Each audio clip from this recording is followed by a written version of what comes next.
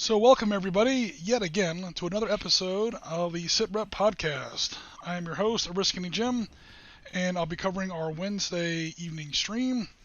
And today we're going to be taking a look at possible developments in the ongoing war in the Ukraine.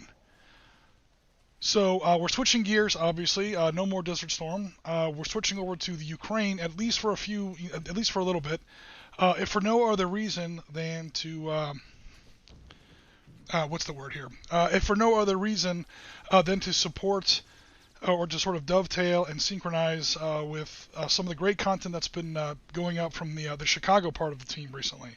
So if no one's had a chance, or if anyone in the chat has not yet had a chance to check out the recent Ultra Combat Modern Tabletop 28mm skirmish games that the team's been putting out, Part 1 went out last Sunday. I think Part 2 is going out next Sunday. Really great games, some great response so far, so yeah, definitely check it out. There's a lot going on.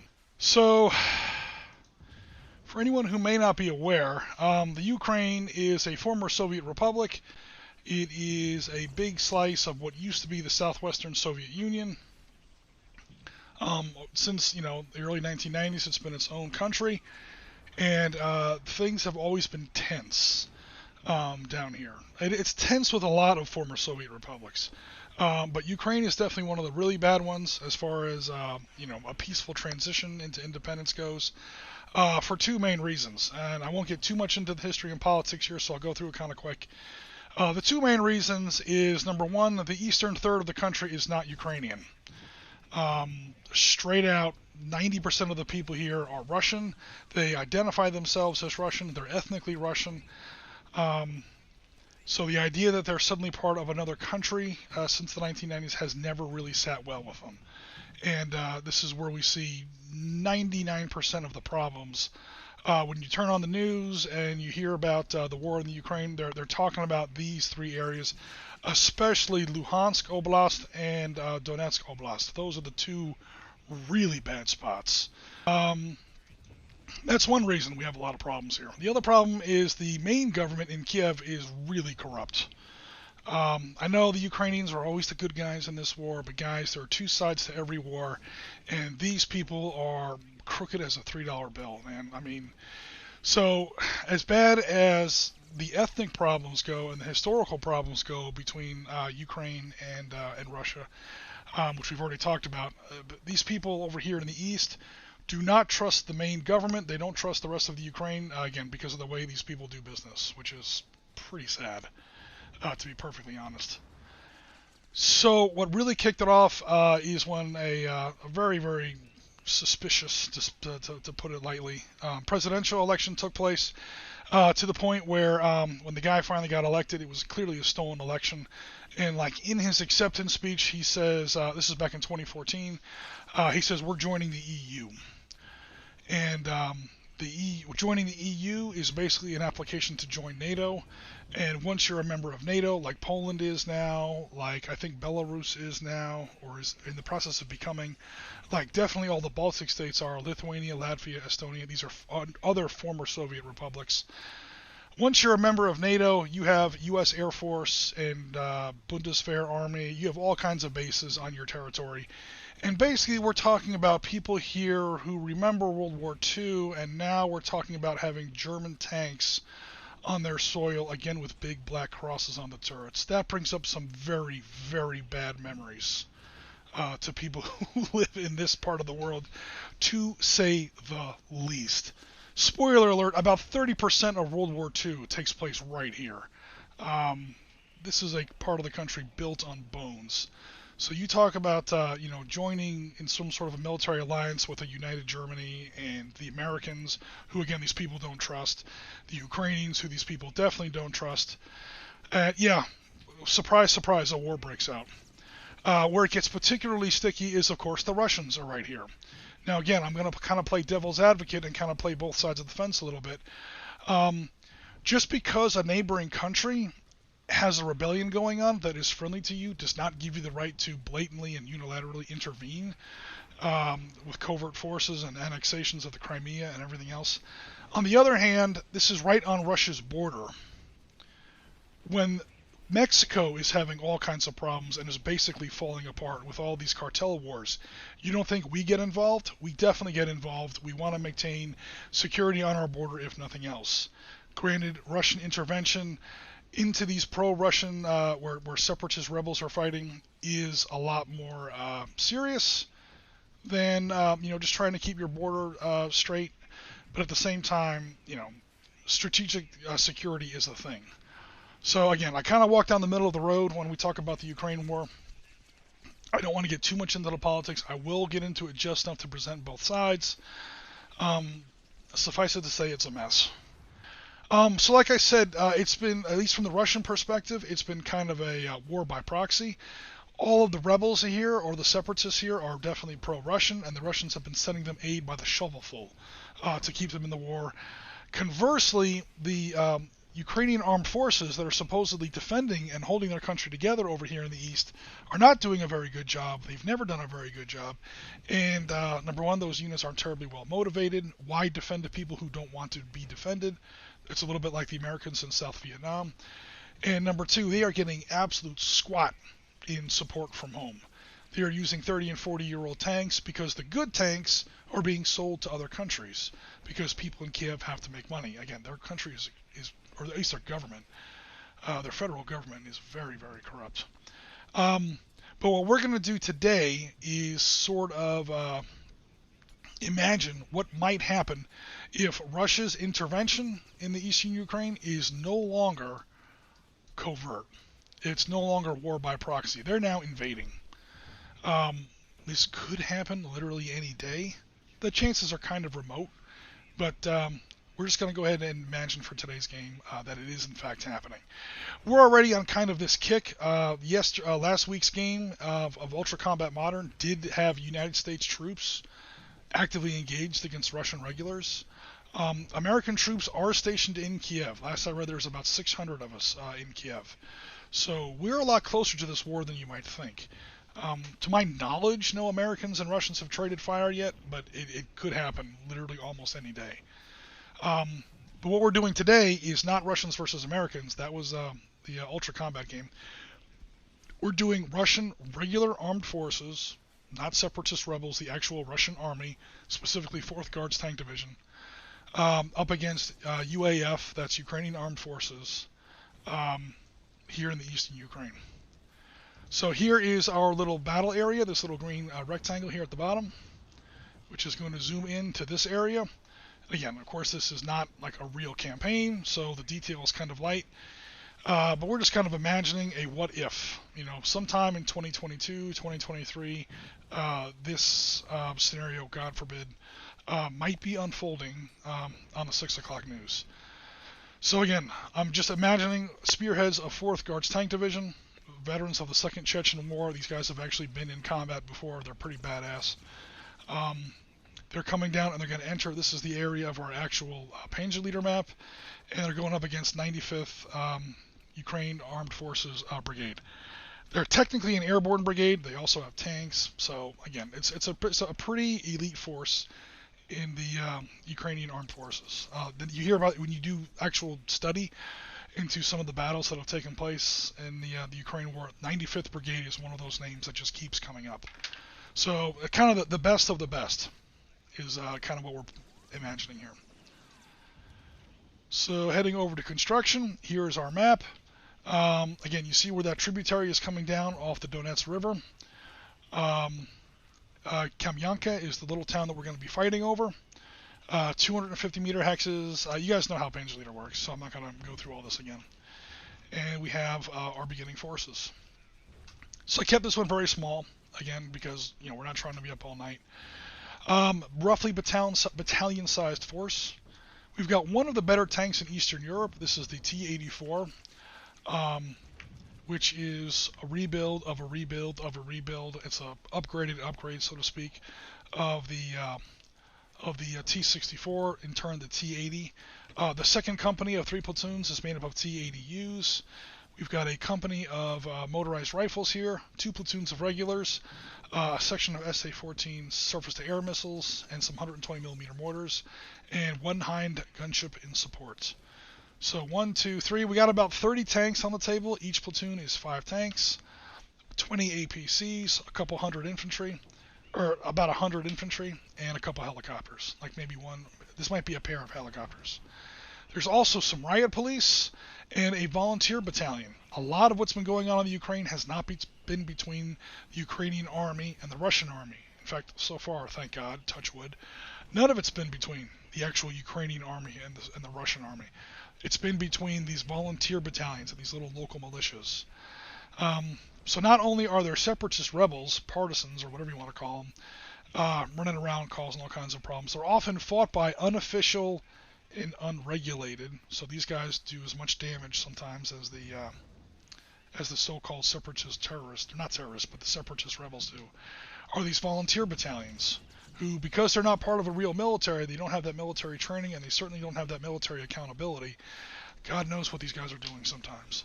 Especially since, again, the country in which they're fighting is largely anti-Ukrainian.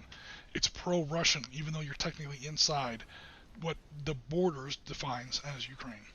So, yeah, I won't get too into it, but let's just say there's nobody has clean hands in this war. And these so-called Ukrainian volunteer battalions definitely sometimes. I mean, there's a million different battalions of volunteer regiments and volunteer militias. Some of them are better than others. But, you know. Meanwhile, we have the Russians here. I've given them a roughly equal force. 2 companies of T-90s. These are the variant and upgrades of the T-72. A company of motorized rifles, a little bit smaller than the Ukrainians have. They do have some more advanced helicopters. We have some Mi-28 Havocs, the new Tunguska air defense system. Their rifle companies are a little bit better put, or rifle platoons, I should say, are a little bit better put together. They have, better values. And again, there's also some separatist rebels and some just straight out civilian mobs on the table. There's also a BM-21 Grad battery. This is a very, very infamous weapon in the Ukraine war. I don't know what the actual percentage is, but a huge percentage of the people killed in the Ukraine war has been killed by the BM-21 Grad. It's an idiot's weapon. Anybody can use it. It's not accurate. Who cares? We're just going to kill people. You line up a couple batteries of these and you just cut loose into a middle of an enemy town, and you're going to do a lot of damage. It's almost impossible to have a war game in the Ukraine and not have a BM-21 on the table. It is the one of the signature weapons of this conflict. I've also given each side an airstrike. So these are the top of the line, like Su-35 fighters, and then we have some Ukrainians, kind of the same thing, Ukrainian Air Force. The shared history of both of these countries going back to the Soviet Union is such that they largely have the same weapons, although not entirely. Notice the Ukrainians are all their tanks are based on the T-64 line. T-64 leads to T-80, leads to T-84, leads to M-84, and so on. Over here, you've got the T-62 leads into the T-72, leads into the T-90. Kind of an inferior tank. Nevertheless, you'll see here like the matchup. The T-84 is actually a little bit better than the T-90 in a lot of places, or at least in like areas like defense. Nevertheless, this is pretty much where the factories were when the Soviet Union fell apart. The big T-64, T-80 factories were all in Kharkov, which happened to be in the Ukraine. So when the Soviet Union fell apart, they got all those factories. Meanwhile, the Russians, who were trying to develop their T-80 line, T-84, God knows what down the line, they were forced to revert backwards to the T-72, which is a much, much inferior tank. And then they quickly built up from that to the T-90 and going forward. It literally just came down to where the factories were and the design bureaus when the Soviet Union fell in the early 90s. So that's our setup. So here we are with our units deployed. Obviously, the Ukrainians are going to be coming in from the south, and the Russians are going to be coming in from the north. However, some units are already sort of in contact. This is sort of what sparked the battle in our little fictional narrative here. Is we have volunteer battalions and separatist rebels and separatist mobs already in a little bit of a fight here in downtown Kamyanka. So it's time for both sides to settle the issue, and both sides are sort of sending in some forces to rescue the local militants that they feel are on their side. So, with that, I'll go ahead and check the chat here. Hello, Marty Schaefer. How you doing? Marty Schaefer, we are kind of dovetailing off of your game. We talked about how awesome that video was of Ultra Combat Modern. Yeah, we're sticking with the Ukraine. Hi, almost birthday boy. Who is almost having a birthday? Someone's almost having a birthday. I'm not sure. All right, cool. All right, so everybody heard of the briefing. All right, I'll go ahead and get started then. All right, so like I said, these guys are already in contact. So as far as who goes first, I don't care. This isn't a historical game. We're just going to go ahead and roll. Blue dice for the Ukrainians and red for the Russians. The Russians are going first because they rolled higher. Okay, so down come the Russians. We're going to start with the usual phases. Number 1, declare new indirect fire. No one has indirect fire weapons on the table yet. We'll skip that. Declare direct combat, or I should say, direct fire combat. Nobody has line of sight on anybody else at the moment. Kind of made sure of that in the setup. Cool. That's technically not true. These guys do have line of sight, but they can't reach each other yet. So we'll go ahead and skip by direct combat, and now we go to movement. So cool. Down come the Russians. Let me go ahead and get them started. Here come the Russians. And again, a nice small game for Panzer Leader. This is like a battalion minus. 3 companies, 2 tank, 1 mech per side, pretty much. We're keeping it light today, guys, because I already feel borderline bad even having this stream. It's almost like you're wishing for a war to break out that isn't actually happening. Let me fix this super fast. This is already bugging me. Give me 2 seconds here, folks. There we go. So, yeah, that's Luhansk. That's where we're at right now, region-wise. And here come the Soviets. Or I shouldn't say the Soviets, the Russians. Anywhere on the north side of the table. So I want to go ahead and send 1 tank battalion. Or battalion, I wish. I'm used to playing my big mega games. I'm going to send 1 tank company, 3 platoons. 1, 2... Okay, their movement rate is the bottom number. I should say the bottom right-hand number. So they can move 9 hexes. That's doubled if they're on roads. So 1, 2, 3, 4, 5, 6. They hook up with friendly separatist rebels. Separatist rebels say, the guys are in there, man. Now, once they enter a hex that has 2 counters already in it, they can no longer use the road movement rate. 7, 8. They're just going to run into these police, these Ukrainian police. So these Ukrainian police thought they had a problem enough with separatist mobs. Now, all of a sudden, they've got 2 platoons of T-90s coming down the road. So, back up. We need backup. Calling all cars.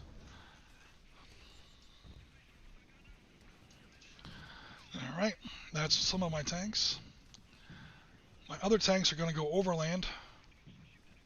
1, 2, 3, 4, 5, 6, 7, 8, 9.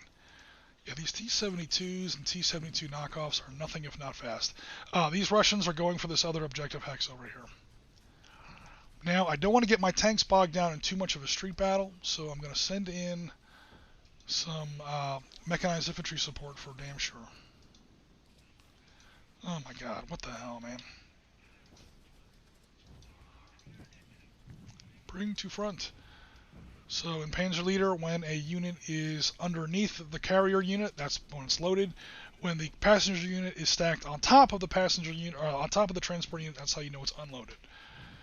So these guys are really fast. 10 on road. How far can they get before I unload? 1, 2, 3, 4, 5, 6, 7, 8, 9 to climb that little ridge there. So they don't have enough movement to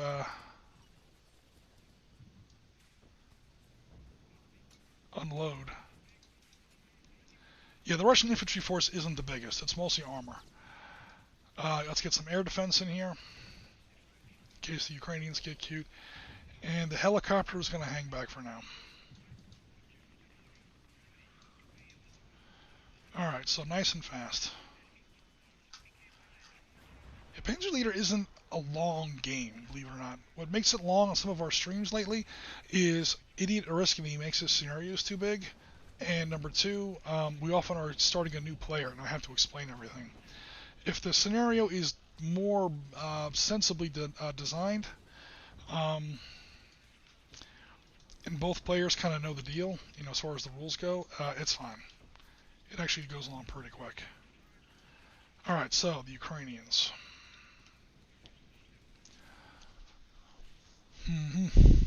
Alright, here's what I'm going to do with the Ukrainians. I'm going to bring all my tanks in along that western axis of advance. I'm going to defeat the Soviet, or I keep calling them Soviet, the Russian tank company that's trying to outflank my objective hex there. And then I'm going to turn the flank and hopefully hit those other Russian tanks in the wing.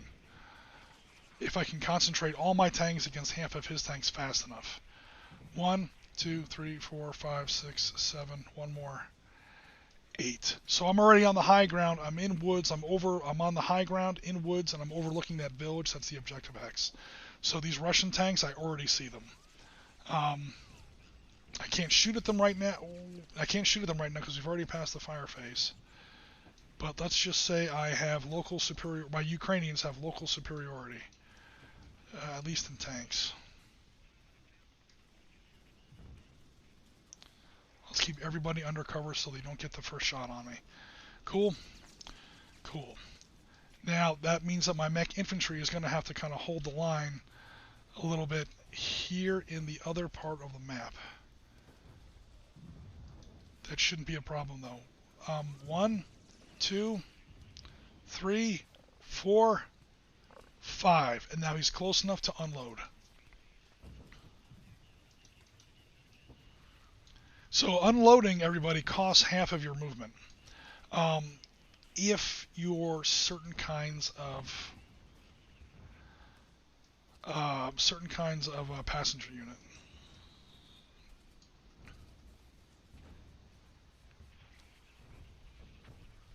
I just moved right through some separatists. Holy shit, I can't do that. I cannot do that. Hello, stupid.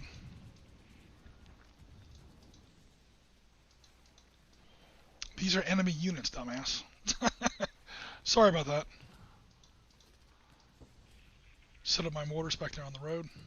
Actually, no. I'm going to set up my mortars here.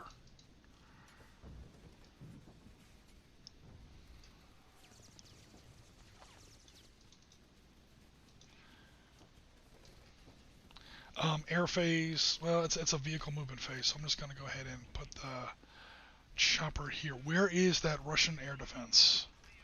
There's a Russian Tunguska on the table. I got to be careful of him.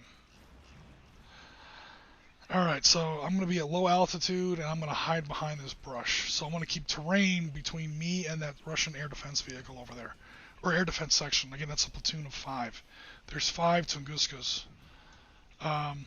23mm chain guns, and I can't remember the type of missile. I think it's an SA-23? SA-19? Someone's going to correct me. I don't know, is the short answer. Okay, so that's going to take care of first movement phase. I cannot launch a cat attack because I just unloaded those troops. That's going to end turn 1. Because again, the two armies are just kind of getting to know each other at the moment. Turn 2, things are going to jump off a little bit. So both sides were pretty much just coming on. And I will start a new turn, and then check the chat. Alright, Mr. Chat, what's going on here? Oh, me, my birthday was yesterday. Hello, Marty, and happy birthday, although a little belated. Sorry about that. Let's be honest, you could probably move right through the separatists. Well, they are weak units. I mean, look at them. I mean, look at their values. They're pretty sad. Again, these are literally like unarmed civilians. They have an attack factor of 1, light weapons class, that's the L. They have a 3 defense. Right now they're in wooden buildings. The only thing I'm really worried about is that Grad. That's easy enough. It's an unarmored truck. It's easy enough to blow up when I can reach it. And right now it's hidden inside buildings, so it's going to be a little weird. So let's go ahead and kick off turn 2. Again, the Russians are going first. We're going to go ahead and start with indirect fire.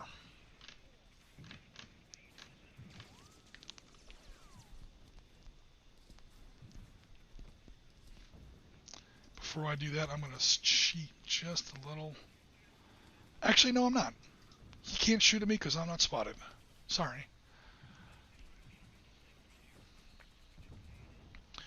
So I'm just looking to see if I want to do anything indirect with the Russians. There's not many indirect fire weapons on the table. Pretty much all there is are those grads. And they're not even Russian army, they're separatists. So I'm going to go ahead and not set up an indirect fire mission with them.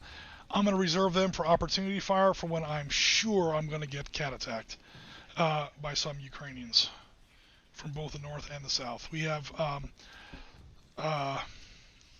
volunteer battalion.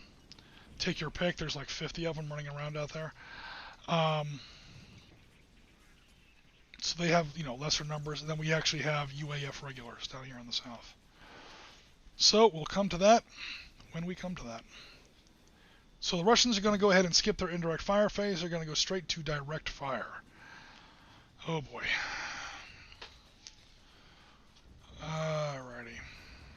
I'm just going to work my way from south to north. Believe it or not, I'm not going to fire. I'm not going to fire. I'm not going to fire. And I'm not going to fire. I have other plans for them. Moving north. Oh, yeah. Sadly, we're going to have a little bit of fire here. Okay, so, again, tanks versus riot police. Get those little clear plastic shields up, guys. It'll totally stop those 125 millimeter shells, I promise. Okay, so these guys are point blank. They do see them.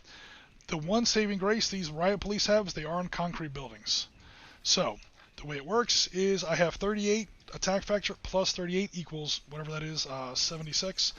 The good news is that's A-class weapons, armor-piercing weapons, get divided in half when fired against soft targets like riot police. So I really only have 138 up here. Now, more good news, that 6 defense factor goes up to an 11 because when you're in concrete buildings, you get to add 5 to your defense. So I've got 38 versus 11. That's 3-to-1 odds. So how it works in Panzer Leader, you arrive at your final attack number, you apply a bunch of modifiers. You arrive at your final defense factor, you apply a bunch of modifiers. You find out what the ratio is between those two. You always round in favor of the defender. And once you find out what table you're on, you roll a big old d6, apply more modifiers, and that gives you your result. So I'm on the 3-to-1 table. Again, 38, a modified 38 versus a modified 11. You divide that, you come up with 3-to-1. Again, you always round in favor of the defender. And in buildings, concrete buildings, you get to add a +1 to your roll. Low rolls are good, high rolls are bad when you're attacking someone. So the Russians have to roll basically a 1 or a 2, because again, they have to add 1 to their roll. So they have to roll a 1 or a 2 to score a kill. An X is a kill. A DD or a D is a dispersal, which is kind of like a pin. So let's turn on Mr. Webcam. First shot of the game. 2 platoons of T-90 battle tanks are shooting right down concrete streets at some poor riot police that are probably at the bottom of a basement right now, saying, "Dear God, someone please help us." All right, so 3-to-1 odds, add 1 to the die roll. Russians roll a 6. The Russians are off and running on a terrible game. That's a modified 7. That means that they wind up here on the result table. No effect. No effect. Riot police, I was making fun of you, but apparently those plastic shields really do stop Russian tank shells. Never mind the 4 feet of concrete between you and the incoming fire. But these 2 tank platoons have fired, and these guys are standing tall so far. Nobody else has line of sight. Believe it or not, this is a small battle. So we're going to go ahead and call it there for direct fire phase. Because none of these guys were all smart enough to stay under cover. So now we go to the Russian movement phase. Alright. The Russians are going to get a little aggressive. 1, 2, 3 in woods. 4, 5, 6 in woods crossing a stream. So where was I again? 1, 2, 3, 4, 5, 6, 7, 8. I want that objective hex. 9. Boom. Now once that happens, these clowns can see them because they're adjacent.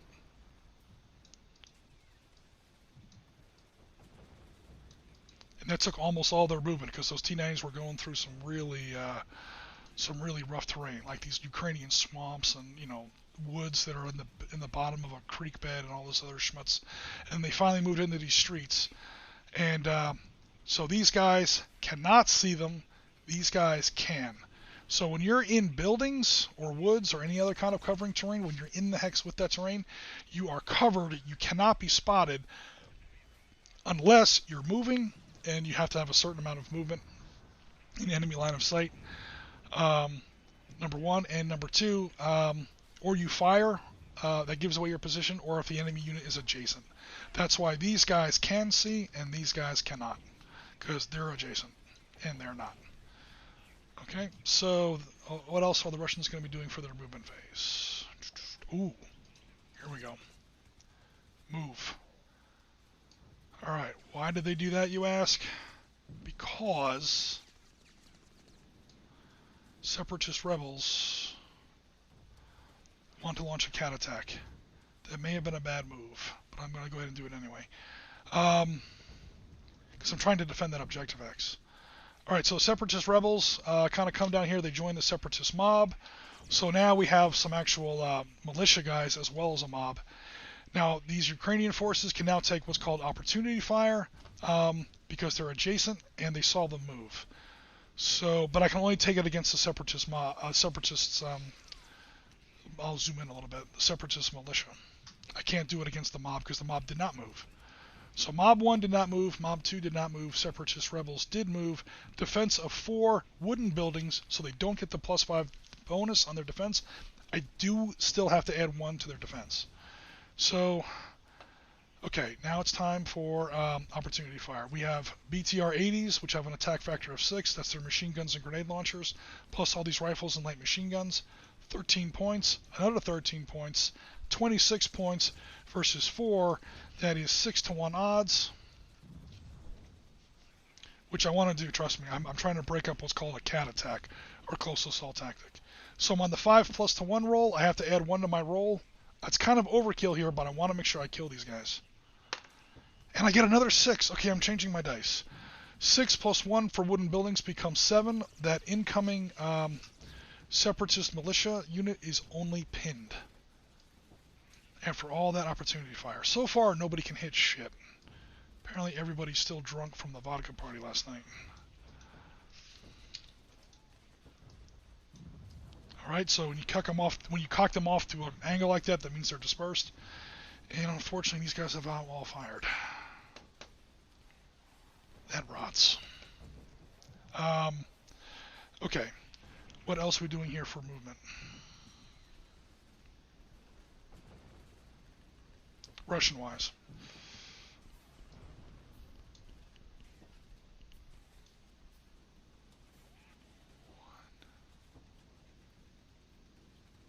Actually, 1.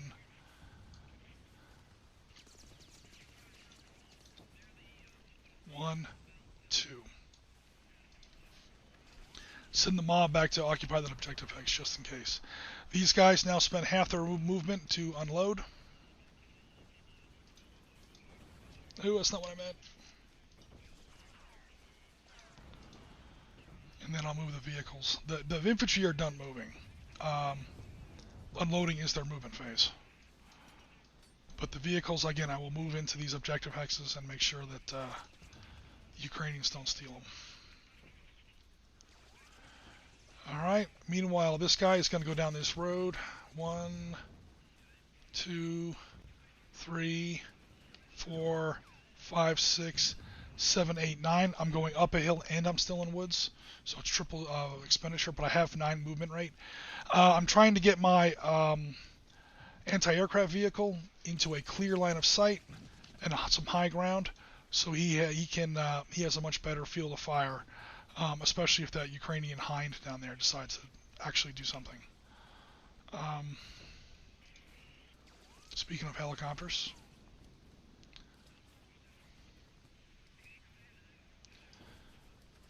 getting ready to put some fire down into that. I want the center of that town. I'm setting up to take it next turn. Okay, that's going to be it for Russian movement. Can we do that cat attack still? I don't think so. I only have 2 points worth of attack factor in here, and I'm up against 13 defense factors, 6 and 7, and I only have 2 eligible. That's the 2 ones. That gives me a total of 2 versus 13. That is worse than 1 to 4, and any attack over 1 to 4 is illegal. You say it over the radio, you order the men to do it, and they say, no, sir. Especially on a cat attack. There's no way we're doing that, sir. We were going to do it until our separatist rebels got pinned. Our supporting guys got pinned. Obviously, once you're pinned, you cannot do a cat attack. Alrighty. So other Russian cat attacks? Yes. In fact, I have to do some opportunity fire. Riot police. Another platoon of riot police are in a fight for their lives versus more separatist rebels. 4 versus 4. It is 1-to-1 odds. I'm changing dice because that was 2 6s in a row. Alright.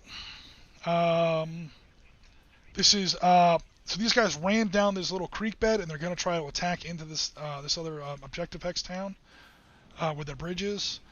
And these riot police are dug in these concrete buildings and they're trying to shoot at the separatist rebels as they run south across that little creek hex. So let's see what happens. 4-to-4, 1-to-1 odds. 4 they just missed. I think they had a 50-50 chance. Let me check. This is a new version of the table. Oh no, 4. I forgot. So there was no modifier. You cross index 4, which was the roll, versus the odds you were on, and you wind up with a D. That is a dispersal. They did pin them down. I pinned down one of them. So one of them is pinned down. The other ones are still coming in. That T-90 has to wait till next turn to actually attack, thank God. But right now, I've got 3 surviving attack points. Again, upper left is the attack, lower left is the defense. Upper right is 3 for light attack, or for light weapons attack. Versus 6 plus 5 for concrete buildings makes 11.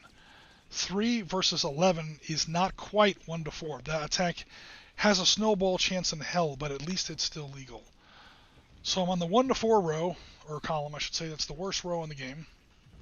However, I get to subtract 2 from my die roll for close assault tactics, add 1 for buildings. So net, subtract 1 from the die roll. They might actually pin down some Ukrainian police here. Not with a 6. That's the 3rd 6 for the Russians in a row. That cat attack fails.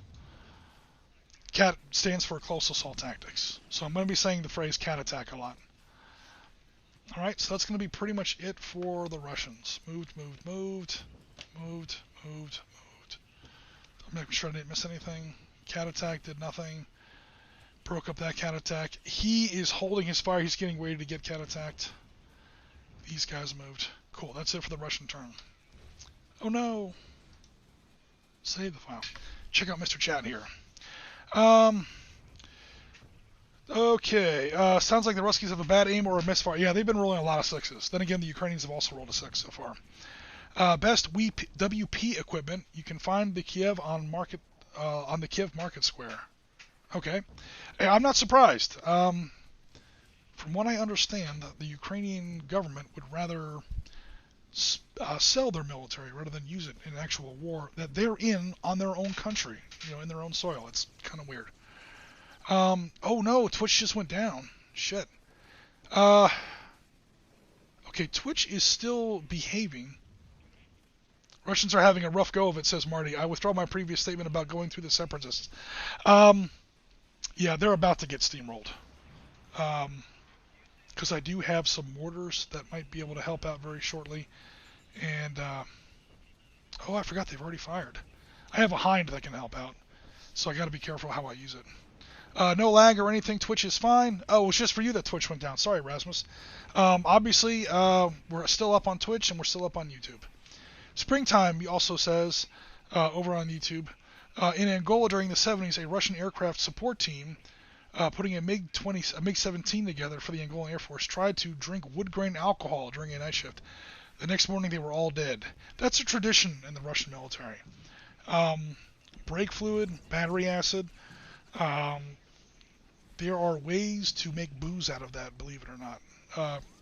Brake fluid moonshine or battery acid moonshine. That goes all the way back to the Great Patriotic War. Pretty much as soon as the Russian army got vehicles, they learned how to drink the fluids out of them. You also saw it in Afghanistan a lot, along with addiction to local narcotics that were plentifully available in Afghanistan. Surprise, surprise. All right, so Ukraine turn 2. Things are about to get silly. Indirect fire phase.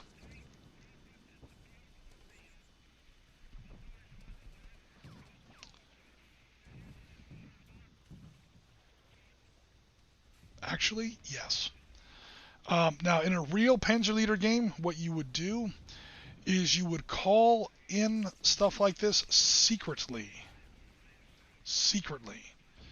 But what this 120 millimeter mortar battery is going to do, it's going to take fire orders from those police, and we're going to call in some 120 millimeter love HE frag on those separatists that are threatening that objective hex. That impacts next turn. Now, in a real Panzer Leader game, you write that down on a sheet of paper and you flip it over and you put it on the table, and the enemy doesn't know where your artillery is coming in. You have to guess where the enemy is going to be. I know at least some enemy forces are going to be there because I've got guys pinned down in that hex. So we'll see what happens. That's the end of my indirect fire phase. I now go to my direct fire phase. I would love to blast away with these fools, but they took opportunity fire to pin down that, to break up that charge coming in, so they cannot fire this turn. They used their fire already. So that, I'm afraid, is unfortunate. Other direct fire phase. Oh, I have some air defense I can fire at that hind. Or that, I should say that, that Havoc. Except he's kind of blocked by these buildings.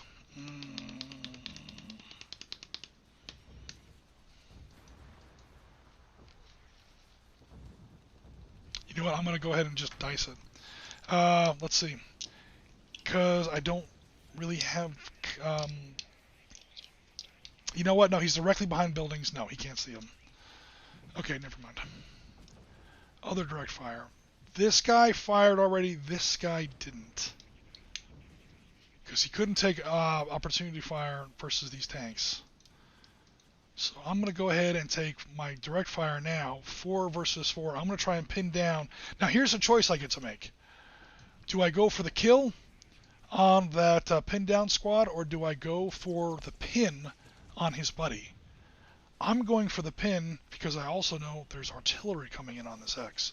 I want to pin down as many guys as I can here. Hopefully they will fail their morale checks, and when they fail their morale checks, they're just meat on the table for those 120s coming in. Now again, your opponent doesn't really know that in a live game, but just for now, 4 versus 4. Again, that's attack versus defense.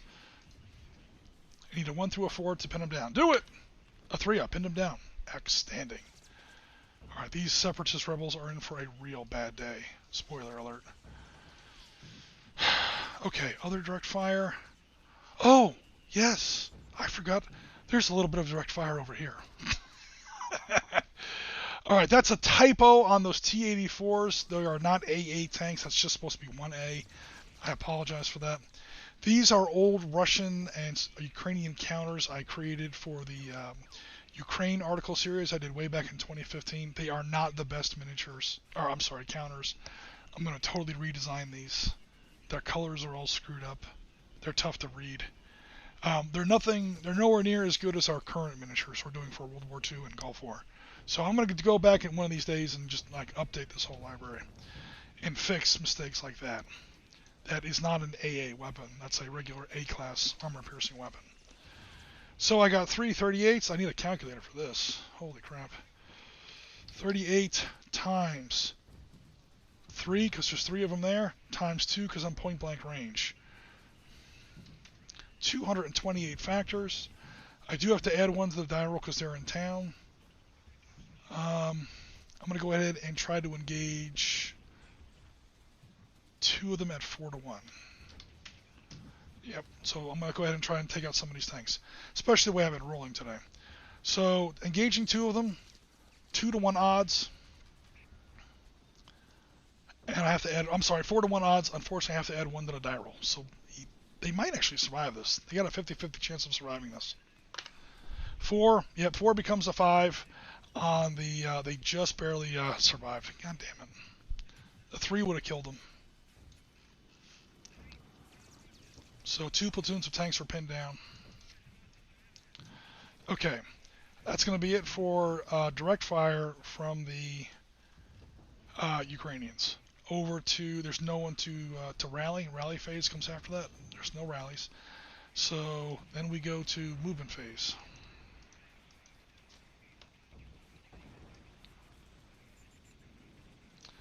Moving in some more tanks. Actually, I'm going to go ahead and detach 2 of them. 1, 2, 3, 4, 5. Picks up the road. 6, 7, 8. Because I'm pretty sure that this mech company over here is going to need some support. But we'll see what happens. Other movement. Going down with my company of volunteer battalion. This guy's going to go ahead and take this opportunity fire. That's what he was waiting for. 42 versus 10. Oh boy. Add 1 to the die roll. 5 become. Man, the Russians cannot shoot for shit. They get all these high rolls. Again, high rolls are bad in Panzer Leader. So far, the Russians have rolled nothing but 5s and 6s. So, Ukrainians, Lady Luck is definitely on the Ukrainian side so far. They just walked up to a BM-21 Grad. The BM-21 Grad, I would say, gave them both barrels, as the expression goes, but we all know what a BM-21 Grad looks like. He gave them about 20 barrels. And rolled a modified 6 on the 4-to-1 table. That didn't kill anybody. It pinned everybody down, but it didn't kill anyone. Jeez. Now we're going to have a cat attack. Grenades, Molotov cocktails into the tailpipe of BM-21 trucks. That's going to happen. It's going to happen. Other movement, nothing, nothing. What's that Hind going to do? That Hind should have fired. That Hind should have fired. Let me go ahead and fire that Hind. I kind of should have done it during the fire phase, but let me go ahead and do it now. So 16 points, H-class versus separatist. That's 16. That's going to be, again, 4-to-1. Add 1 to the die roll. Oh wait, except these double because I'm at point blank within 2 hexes, so I'm within a quote-unquote air point blank range. Anything within 2 hexes is doubled in most cases. So it's really 32 versus 3. That's the 5 plus the 1 table. I'm definitely overkilling because, again, ooh, there are pinned down units here. 32 versus 7 is 4-to-1.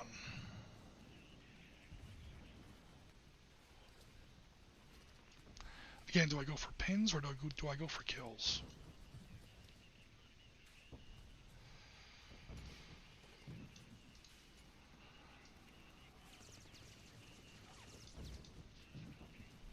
I'm not going to hold up the stream. I'm going to go for pins. I'm going to attack both of these separatists at 5-to-1 odds. So again, 16 times 2 for close range. This is all the rockets and chain guns on the Hind. I'm not firing my missiles yet. I want to get 1 crack with those missiles. So I'm looking at a total of 32 versus 16 times 2 is 32 versus total of 6. I'm attacking both of those 3s. That is a relatively neat 5-to-1. You know what I'm going to do? I'm going to make a copy of this chart and bring it over so I have to scroll less. Make the game run a little bit smoother. Alright, so I'm on the 5-to-1 table. I have to add 1 to the die roll, unfortunately. Come on, give me a good roll for a change. 1! The Hind comes in, and Separatist. It was nice knowing you, buddy. We have these wonderful parting prizes for you on your way out the friggin' door. That 1 becomes a 2 because you're in wooden buildings. Guess how much good that did you? Because that's now a 2 on the 5-to-1 row. You are toast, man. They're going to need to ID your teeth. You guys are gone. Out of here. Boom. Alright, so that is 2 units just outright destroyed. I like to mark destroyed units with little small columns because I like leaving collateral damage on the table. I like my board messy by the time the game is over. Kaboom! Alrighty. So that happened.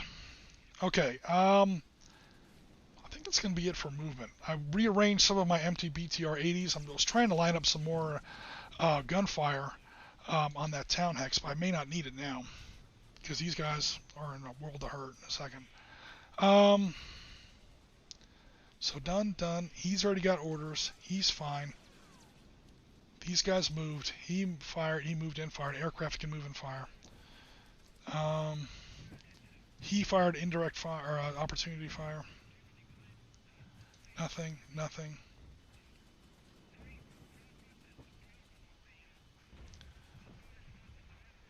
Okay. Making sure I'm not missing anything.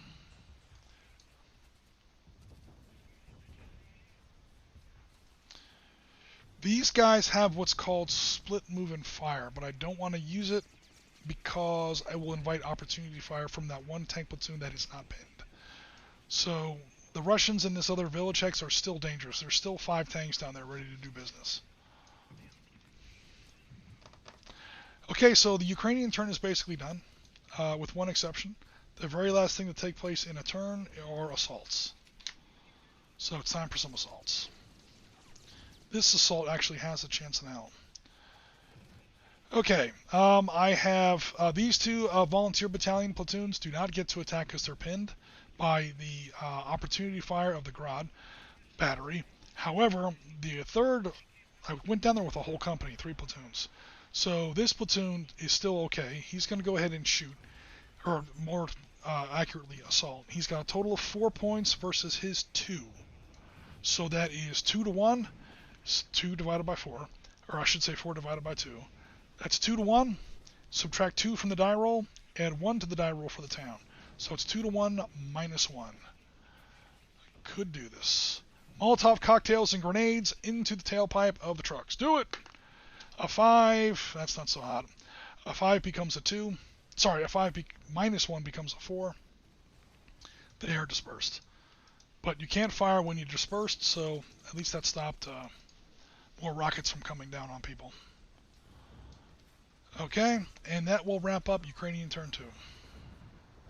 Again, it's a small game, and I'm kind of buzzing through the turns because I am, this is more of a demo game. If it was a live game, of course, I'd be explaining the rules as I go because I'd be up against a live opponent. Okay, Russian indirect fire phase. They don't really have any. In fact, I didn't give them any indirect fire, except for the Grads, which are now pinned. Cool. Russian direct fire phase. Oh yes, there is some. This 1 platoon of tanks that is not pinned down is going to take a 38 times 2. What is that? 76 point shot here at this 36 point. So basically, it's going to be 2 to 1. 38 doubled against 36. It's going to be a 2 to 1 shot. He's doubled because again he's point blank range.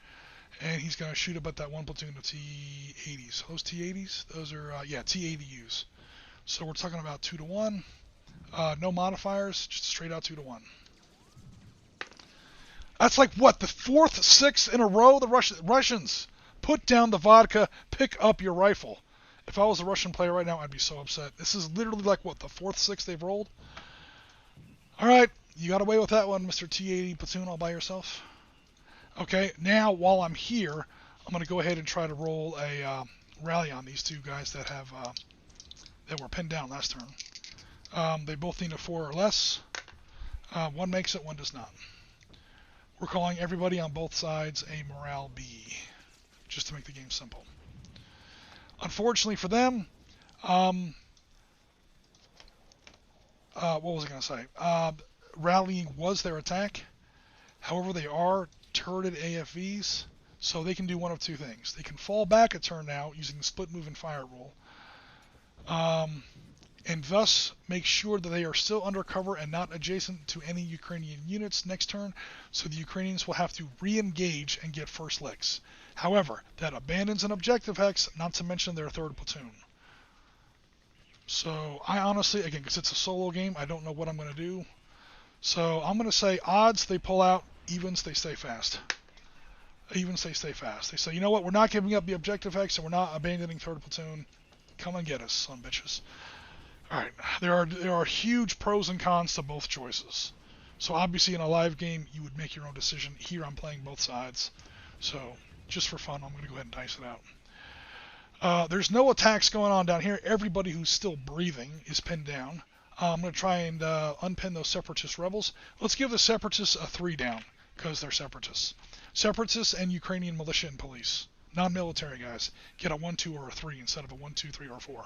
So separatist militia in Hex 1417 do not rally, and the Grad battery does not rally. That's like 5s and 6s, dude. What's up with these Russians, man? The dice are hating the Russians today, for real. Moving up. Oh, Lord. Okay. Let me zoom in a little. Oof. 38.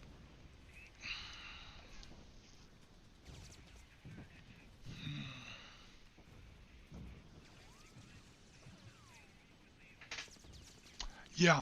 So what these two tanks are going to do, these two tank platoons are going to fire again into that hex. I'm going to try and pin them down in preparation for an infantry cat attack by Russians flanking from the northwest. Meanwhile, this tank platoon is also going to fire into this building hex, try and pin down those riot police. They have pretty good fire support. Heinz and 2 BTR-80 platoons. So let me do one and then the other. First, I got 2 38s, which become 138, firing on soft targets with A-class weapons. 38 versus 11, same as last time. 3 to 1, add 1 to the die roll. Now I can't even get it in the box. The Russians, man, I'm changing dice and they still get awful die rolls. 6 on 3 to 1, I don't think that's anything. Oh, they actually managed to pin them down this time, barely. Okay. Now, down here we have 38 divided by 2, because again, A-class weapons versus soft targets, that's going to be 19. However, these guys go up. Or they don't go up, they don't divide. So I'm looking at a grand total of 1, 2, 3. He's too far away. 19 plus 20 becomes 39 plus 12. 39 plus, 12 plus 12. I'll explain that in a second. So these 2 6s double because they are within 2 hexes. I was not very careful when I placed that hind. He's not within 2 hexes of the target. He's not quite close enough to get the double bonus, so that 20 does not double to a 40. That's just carelessness on my part. Nevertheless, we got 63 points versus 11. That is an easy 5 to 1. Add 1 to the die roll for buildings. Okay, finally the Russians get a decent roll. That 4 gets modified. That 3 gets modified to a 4 for concrete buildings on the 5 to 1 table, and that is a kill. The Russians finally killed somebody. Unfortunately for the Ukrainians, it was an objective hex. It's a kill that counts. Alright, cool. Now we're going to try and rally some of these Russian separatist rebels. They need a 1, 2, or a 3. 2 platoons. They both fail. They're still pinned down. Split move and fire rule for the Soviets, or I keep calling them Soviets, for the Russians. Occupy that objective hex. The tanks roll forward. They run up the flag. You know what? I'm also going to roll in there with my BTRs. I want that hex. Cool. Okay.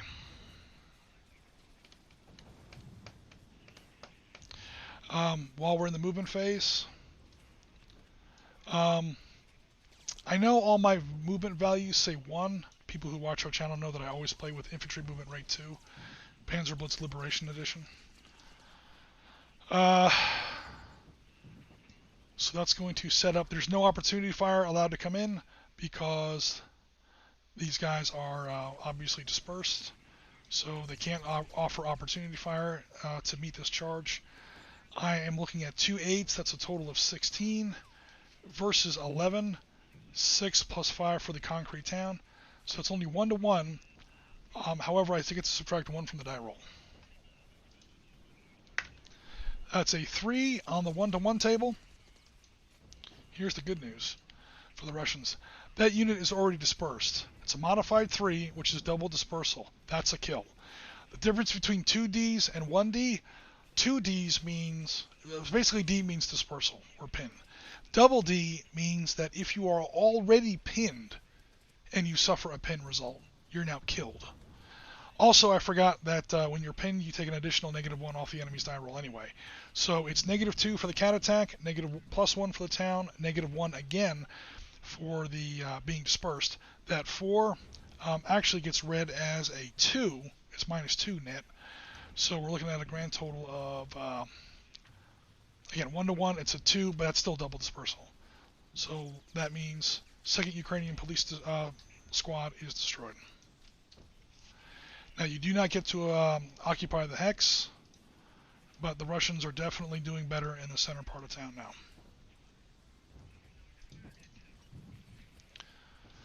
Okay, that's not so hot.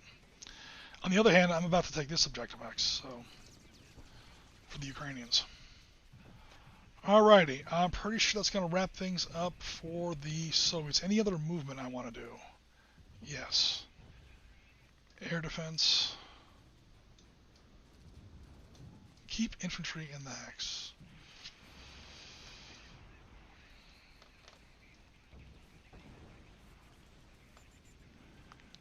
This air defense unit 1, 2, 3, 4, 1, 2, 3.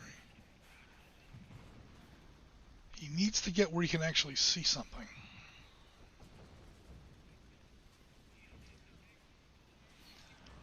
Because right now, oh, you know what? Cancel that. 1, 2 for woods. 3, 4, 5. Picks up the road. 6, 7, 8. Ugh, that was a long drive. Never mind. I'm trying to get this stupid Tunguska where he can actually see something and help out, because that Hind is tearing shit up, and my air defense can't see him. He's too low in altitude. So you got to picture the Tunguska is up on a ledge, and there's 1, 2, 3, 4. There is about 600 meters between him and the edge of that ledge there, and then the Hind is like at very low altitude, treetop altitude, behind the ledge. The problem is, like here, I could obviously see him because now I'm at the edge of the table, so to speak. I'm also in the open, and that's going to be the last thing he ever does with 2 Ukrainian tank platoons down here.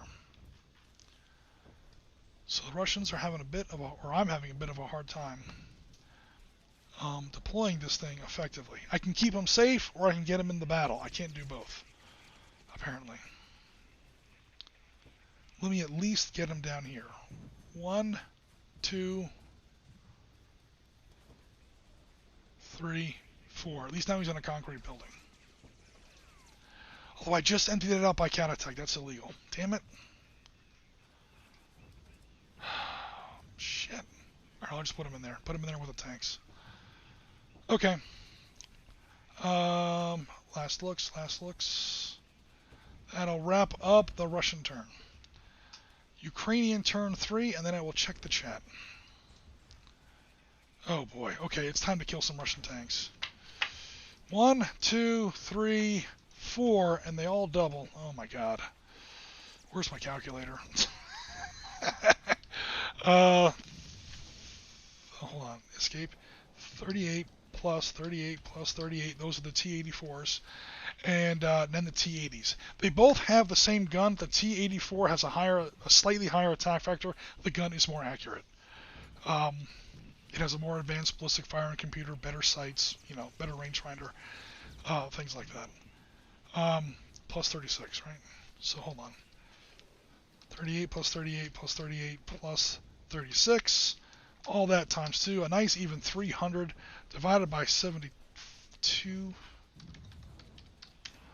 That's a 4-to-1 odds. I'm taking on that whole stack, man. I'm tired of these guys. This is one die roll. It's a big ass die roll. Here we go. Nice low number, please. A 3. That'll do it. Slava Ukraina! Okay, big time. Okay, so that 3 gets wrote as a 4 on the 4-to-1 table. Yeah, everything's toast. So the 4 is a natural kill. That's for the 2 tanks that are dispersed. For they're not dispersed, the 1 tank that is dispersed gets another -1 applied against that. He gets a long story short, toast, toast, toast. Nice knowing you, buddies.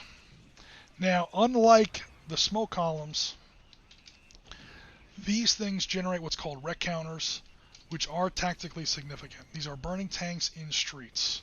So whenever an armored fighting vehicle platoon gets destroyed, you don't just remove it from the table, you replace it with a wreck counter. And the reason you do that, again, they can't fight anymore, obviously, but they do count towards stacking limits. So only so much military firepower can now fit in that hex, because it's literally filled with burning Russian junk. It's a tank graveyard right now. It's tough to drive tanks through a tank graveyard, especially in a city. Alright, so that's all 4 of them done. They now use the split move and fire rule. He's going to move into the town and occupy that hex. That's literally all he can do, because the maximum that you can put in a hex is 3 counters. So I'm going to go ahead and move him in. Now, right now, it looks like I'm violating stacking limits. There's 3 wreck counters plus a live tank platoon. That should be 4. That's technically 4 units in a hex. Wreck counters can never completely fill up a hex. You can always put at least 1 unit in a hex vis-a-vis wreck counters. So I can put 1 platoon of T-80s in there, but that's literally all I can put in there. So that means that the rest of these guys are now going to use half their movement to move someplace else. So if your tank, and the scenario will specify this, it's a Panzer Leader rule that was first rolled out for the Germans, later on the Germans and Panzer Blitz and so on, the Israelis and the Arab Israeli wars. If your tank crews are of a certain training, and also if they have if they're turreted, if you have an AFV, so like assault guns can't do this, self-propelled artillery can't do this, you get to move half of your movement after you fire. It's the only time you can really move and fire in the same turn. So his movement rate is normally 8. He just spent half of it firing. He's got 4 movement points left. 1, 2, picks up the road. 3, 4. Another tank company's coming down the road to help out things in the south. Okay, other fire. Now I could charge that hex with the separatist rebels in it, but no. I'm going to go ahead and just open fire on them. Oh, I forgot. I have an artillery mission coming in.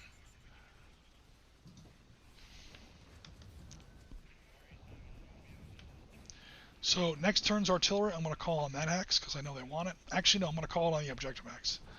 Okay, then I have do my current artillery, which is 9 points. 9 points versus everything in that hex. So that's the beauty of artillery. Artillery, and especially mortars in this game, look like they have low attack factors, and it makes them look like they're nerfed, except for one thing. Whereas when you attack a hex that has multiple enemy units in it, you normally have to pick who you're attacking, and you have to add all those defense factors together so the defender suddenly becomes more powerful. Artillery, especially mortars, do not act like that. They attack everything in the hex equally and individually. So, especially against densely packed targets, they suddenly become very dangerous. So that 9 does not get divided against 8, 4, and 4. It gets divided against 4 by itself twice. So it's basically 2 2-to-1 rolls. Subtract 1 for being dispersed, and a double D will kill them. So 2 2-to-1s. I need to roll anything but a 6. Alright, I get a 4 and a 5. So the 5 was the dodgy one. But again, I get to subtract 1 from the roll because he's dispersed. So that 5 gets read as a 4. that leads to a DD, double dispersal, on the 2-to-1 table. That is 2 militia, separatist militia platoons destroyed by Ukrainian mortar fire. Alright, now unfortunately he is spotted. Fortunately, the only people that can see him are also pinned down, so that worked out okay. Cool. Next. Okay, now for direct fire. I gotta kill him for sure.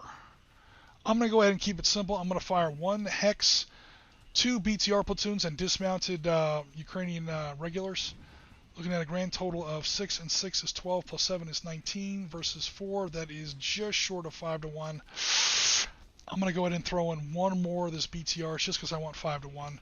Subtract 1, plus 1. Subtract 1 for being dispersed, add 1 because of town. I'm on the 5-to-1 roll.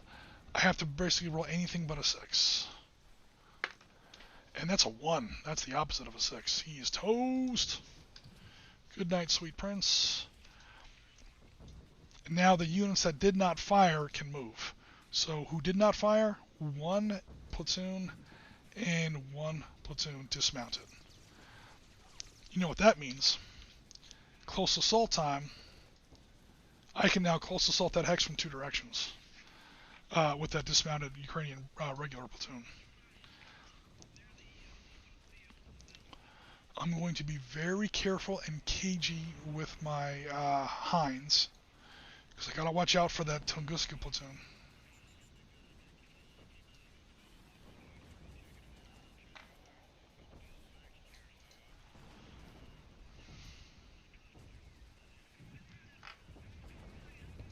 No, there are not rules for helicopters shooting at each other. This is not Team Yankee, where you have dogfighting helicopters. That's not how it works.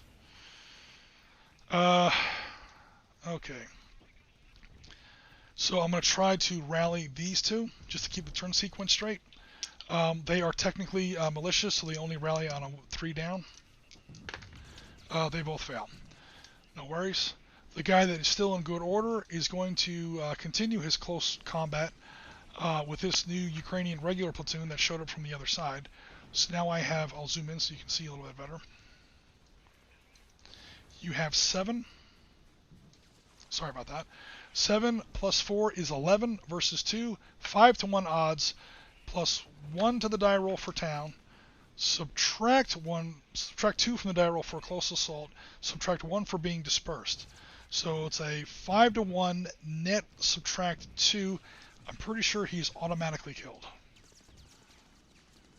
5-to-1. Subtract 2 from the die roll. I would have to roll an 8 for him to survive. I can't roll an 8 on a d6. He is automatically killed. He is an unarmored target, so he does not generate a wreck counter.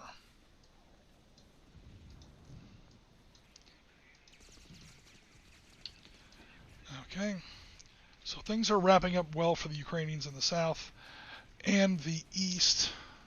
Sorry, the west. Not so good in the north, and it looks like the east is still up for grabs. All right, so close assaults pretty much finish off the close assaults are going to finish off the Russian turn. Or, I'm sorry, the Ukrainian turn. So that ends turn 3. I'm going to go ahead and start turn 4, but before I get into it, I'm going to check Mr. Chat. Alrighty. Okay, Twitch is up for me here. No worries. It was just for me that Twitch did go down. Okay, because science teacher, damn, I feel kind of bad for the Russians. Yeah, they just have not rolled very well at all. They finally did crack the Ukrainians wide open in the center. So that was significant. By taking that objective hex, that's a tough hex for the Ukrainians to retake. They're in concrete buildings. And there are now tanks and infantry carriers, troop carriers in there. That is like this artillery that did so well a second ago. Against tanks in concrete buildings, that's going to do squat and shit. That's going to do nothing. Spoiler alert. I can tell you that for free. It might damage or disperse some of those BTRs, but I doubt it. That's not going to do anything against those T-90s. And the Ukrainians don't have enough. They just don't have enough infantry to clean them out in a street battle. They have a slight edge in tanks. They might do something with their tanks. So we'll see how that goes. There may be a fifth column in the Russian supply chain. That's right. None of our equipment is actually exploding. Our shells are all duds. I like how DDs, and that's all I'm gonna. Oh, okay, Rasmus, I see where you went there. I like DDs, and that's all I have to say on that subject. My favorite CRT result, also my favorite cup size. Other than that, we'll go ahead and drop the subject. Are we going to fire up some artillery? Does either side have artillery available? No, really. And I mean, there's a little bit of 120s down here, the mortars. And the only reason I did that, we had a lot of artillery in our big Marine brigade level game for Gulf War. And once you have the indirect fire phase play a major role in the game, it's definitely fun, but it slows the game down. There's a little bit of complication. Again, you have to call in, almost like a real fire mission, you have to call in the hex coordinate. You have to call in the ammunition type, you have to call in the battery, and you have to call in when it's going to impact. You have to plan that all at least one turn in advance. So for a quick stream, when I'm just trying to kind of buzz through a game really fast, I tend to minimize artillery. It's not realistic, and artillery is one of the best parts of the game, but that's pretty much the reason for that. If you want big artillery, check out the end of that Marine Brigade game for Gulf War. 6? At least 6. Possibly 9. I can't remember off the top of my head. Batteries of towed 155s. Batteries. Not guns. Batteries. At least 6, possibly 9. The better part of 2, if not 3, Marine artillery regiments. Yeah, it's pretty bad. Or I should say Marine artillery battalions. Sorry. Alrighty, DD double dispersal. Hello, Ben Johnson. That's right, special dispersal. The rec counters should be actual counters. My rec counters should be actual counters. They look so cool. I just have these little, whatchamacallit, do I have any rec counters on the table? Yes, I do. Where are they? They're sort of like counters. I got little burning tanks on there. I got flames and smoke. Come on now. Got 1-inch counters on the TV. Love it. Hell yeah, man. I play on a big, like, 40-inch screen. Or 30-inch screen, I'll be honest. I have a big, like, LED TV for my computer monitor. So right now, that T80 is at least 1 inch across. Now it's like 1.5 inches. So, yeah, it's pretty awesome. Let's catch up on the chat here. Hello, Walkabout Games. Ukraine's doing well in some parts. They're doing well. Hell yeah. So here, I'll zoom out the map here real fast. Ukraine is stomping it at this Objective X. They just wiped out a company of Russian tanks, T-90s. That's 15 T-90s that are never going home. They're now redeploying down this road to pressure the flank of this Russian position that's coming down here. The Russians did just launch a pretty good cat attack, armored attack, with helicopter gunship support. There's an Mi-28 Havoc in the air doing some damage. They did take that Objective X, and the Ukrainians are going to have a hell of a time retaking that. So right now, the Russians have 1, 2. I don't think they're going to retake those, to be honest. The Ukrainians have 1, 2. The Ukrainians just took that one, so it's tied. There's just this one off here to the side where no one's really gone yet. So we'll see what happens there. I think the Russians are going to get the edge because Russians' mobile forces are closer to it than most of the Ukrainians' mobile forces. It's just literally who's closer to it. Also, the Russian tanks are a little faster because they're T-90s, which are based on T-72s. So they're a little faster than Ukrainian T-84s, which are based on T-80s, which are stupid fast. But the T-84 kind of gave up on that speed. It's no longer the Channel Dash tank that the T-80 used to be. I think they went back to the diesel engine as opposed to the turbine. When the Americans came out with the turbine in the M1 Abrams, the Russians sort of, monkey see, monkey do. They tried a turbine in the T-80. I think they finally gave up on that. I'm not sure exactly when. And again, because all the T-80 based plants are in Kharkov, The Ukrainian army is the one that has the T-80 tank line, as opposed to the T-72 tank line, which is still in Russian hands. Okay, so we're now beginning Russian turn 4.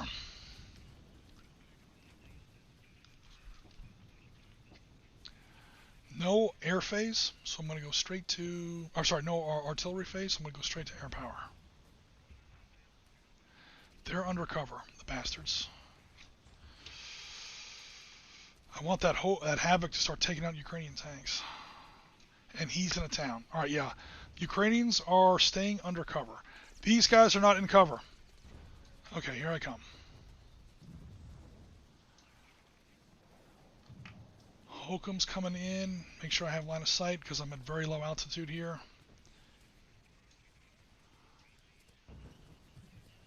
Yes. Cool. Alright, oop, wrong tool. Go away. Now, blocked by the town hex. I'm looking at air defense. The Ukrainians do not have the best air defense. Okay, cool. They get one 50-point G strike. G is for guided missile. I know it's not on the counter, but both helicopters get one 50-point G strike. Those are probably the helicopter variant of the AT-5. So I got a 50-point strike versus 36. Oh man! Plus it gets cut to 3/4 because of a few things going on here. So a 50-point missile strike, like I said, these Ukrainian tanks might be okay after all. They have a good defense. Their defense is 36. Notice the 3/4. That means that anything with a heat warhead, that's basically a composite or a CHOBM or reactive armor modifier, any kind of special armor that breaks up incoming heat warheads, divides that attack into down to 3/4. So that 50-point attack becomes a 38-point attack. Basically subtract 12. Roughly a quarter of 50. So it's barely 1-to-1 now, but it's still 1-to-1. Certain kinds of warheads do poorly against certain kinds of armor. So it's 1-to-1. Let's see if the Russians finally get a good roll here. A 4 stays as a 4. That is a tank platoon pinned down. Okay. That'll slow things down for the Ukrainians here in the south a little bit. Alright, direct fire phase continues for the Russians. They don't really have anything else that's in contact. So I'm going to go straight to movement.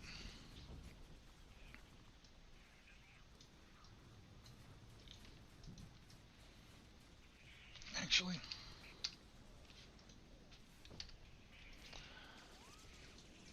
where's that hind?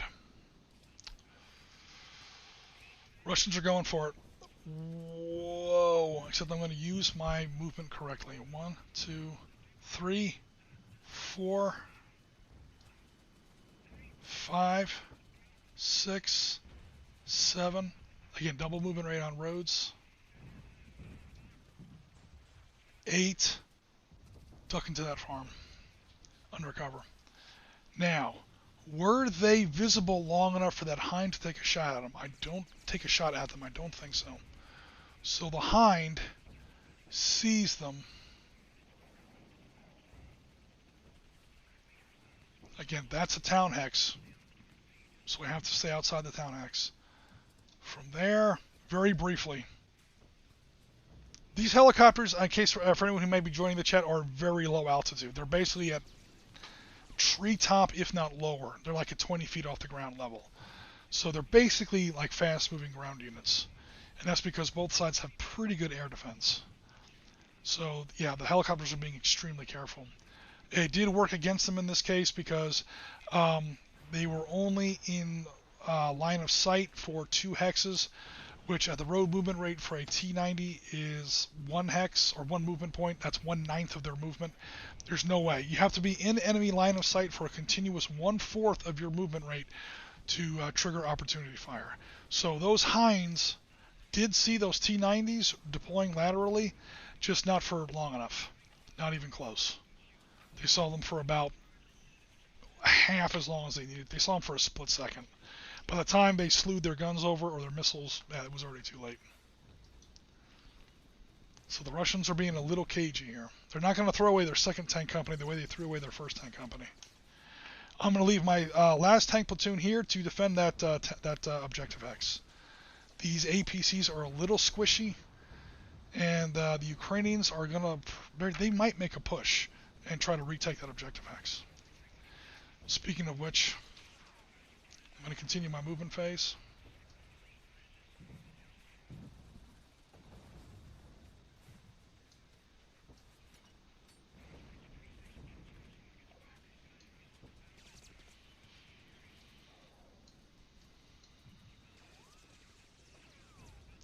Yeah, this game's really small. That's why I'm going through these turns so quickly. Okay, over to... also we're going to try... No, there's no one left to rally. Everyone's dead. That battle's over. Alright, cool. We'll go over to the Ukrainian turn. Start with indirect fire phase, i.e. artillery. Mortars. I know where their current mission is going to land. By the way, that our mission is probably going to break up because I have no one there to spot them. The people who are calling in that artillery are now dead. So the artillery is probably going to scatter. Meanwhile, I have to call in new artillery. I have no one that can see anything right now. Blocked by trees, blocked by trees.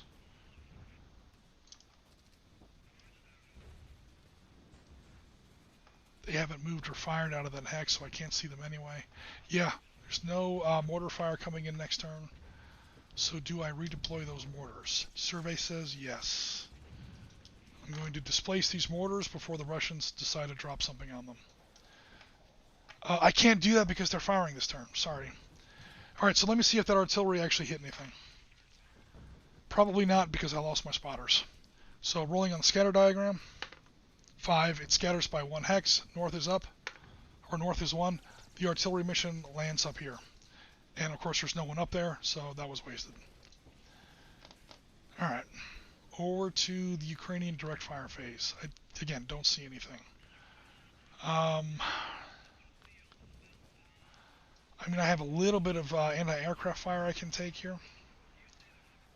8 versus 24 is 1 to 3 odds. Maybe I can disperse this helicopter. It's going to take a lucky roll. And I miss. That was this Ukrainian local defense militia with its twin 60 caliber machine guns trying to take a shot on this Havoc. Again, at that range with just primitive machine guns against a Havoc, he didn't have the best shot. 1 to 3 odds, that's 8 divided into 24. But it was worth it. These guys cannot help because they are shooting through buildings to do that. And again, the Hind is running his wheels through the tall grass, so to speak. Or not the Havoc, yeah, the Havoc. Okay, other attacks. Technically, those volunteer battalions trying to rally would be an attack. They both make it. They both succeed. Cool. So, the volunteer battalion rallies. Yay! That Hind flew next to him and they got all bold again. Unfortunately, that is their turn. I'm going to try to rally that tank unit. He needs a 1 through a 4 because he's actually UAF. He fails. No! Alright, these tanks, meanwhile, are going to go ahead and...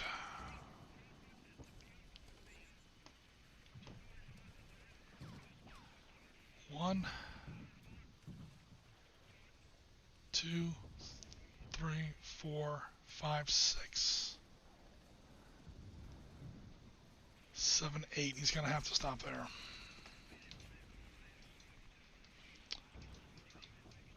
One, double movement on roads. 2, 3, 4, 5, 6, 7, 8. Again, the reason the Ukrainian tanks did not get double movement rate through that town hex, there's already 2 units in the hex. So if you're the 3rd unit or above in a hex, you do not get the road movement rate. The roads are clogged up.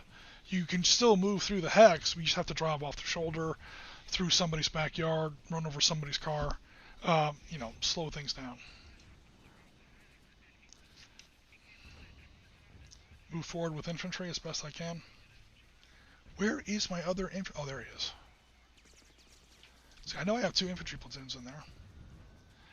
Get my Ooh, yes, definitely get my SA-6s up there. Or my SA-16s. They're going to take a man-pad shot on that Havoc next turn. If he doesn't skedaddle out of there. If he hangs around to try and take a poke at that pin-down platoon of tanks, he's going to eat a missile from my SA-16s.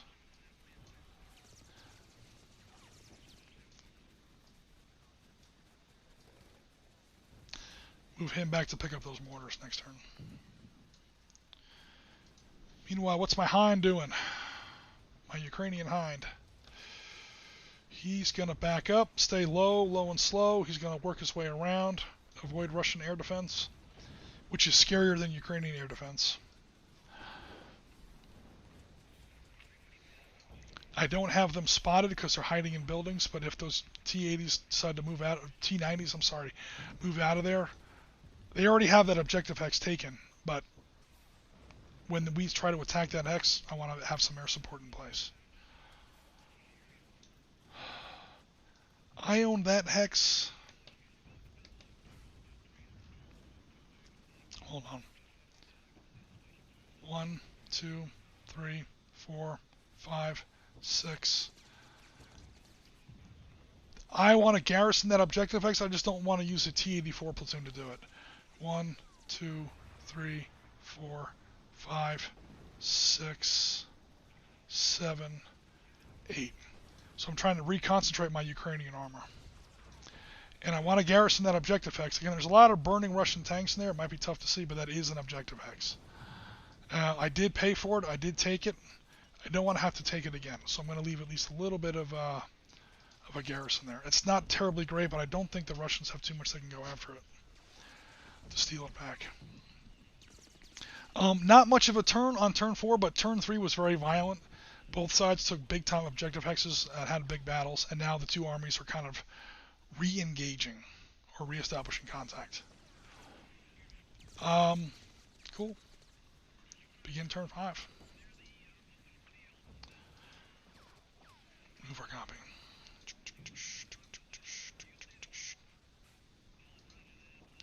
Save the file and check out Mr. Chat. Okay. 1-inch counters on the TV. I love it. Marty Schaefer says goal. I guess touchdown. I should say. 3 battalions firing if correctly. On which battle? Does each side not have a fighter strike? Yes, I was saving them for when they're really needed. But yes, both sides do have a fighter strike. An Su-30 or 35. Take your pick. Basically the new 5th generation Sukhoi fighter bombers. Let's see here. Talk about games. Ouch, 15. Yes, they are diesels. Okay, yeah, cool. That's for the newer T-84s. Yeah, that's why their speed got dropped a little. T-90s are basically T-72s. They're based on the They're evolved out of the T-72s. So they still have the very fast movement rate of 9. Which isn't stupid fast. M1s have an 11. If you saw some of our Gulf War footage, T-34s have an 11 back in World War II. What else do we have here? The Channel Dash. Yeah, they used to call the T-80 the Channel Dash tank. It had nothing to do with the Channel Dash in World War II. That was a German naval maneuver.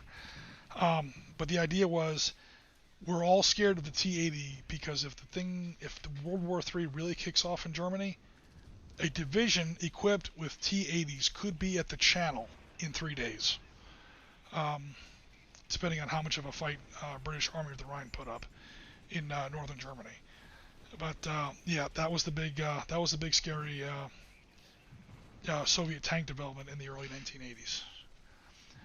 These tank values are insane. Come a long way from the JS2 and the T-34-85.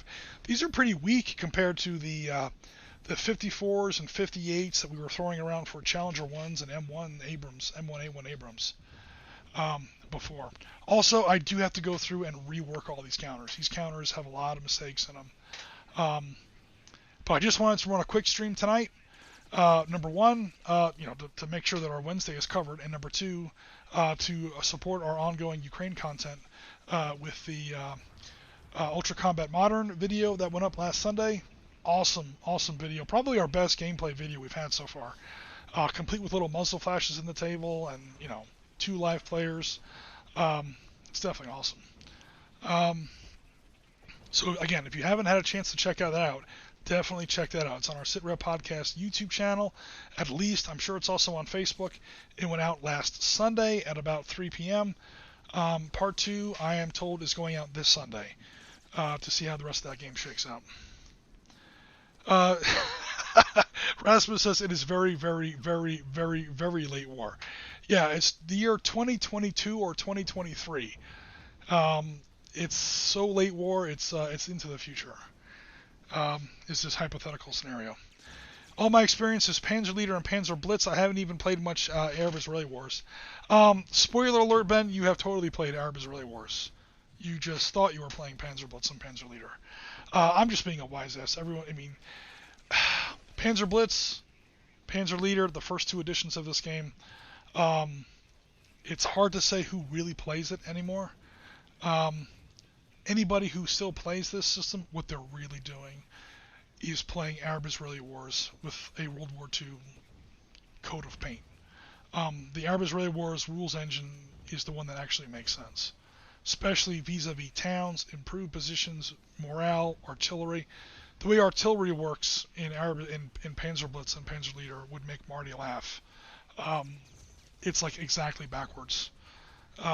It's terrible. So they fixed it in Arab-Israeli Wars and made a number of other improvements. So again, when most people actually play Panzer Blitz or Panzer Leader nowadays, what they're really doing is playing the Arab-Israeli War rules engine with World War II terrain rules, because the terrain is obviously different, and also obviously World War II units.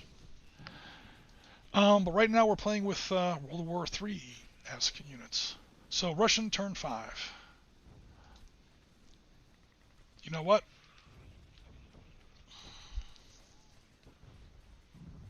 I don't really have anything spotted, so I don't want to call in my airstrike yet. Unless I want to take out that last tank. I don't want to waste it on a dispersed tank, though.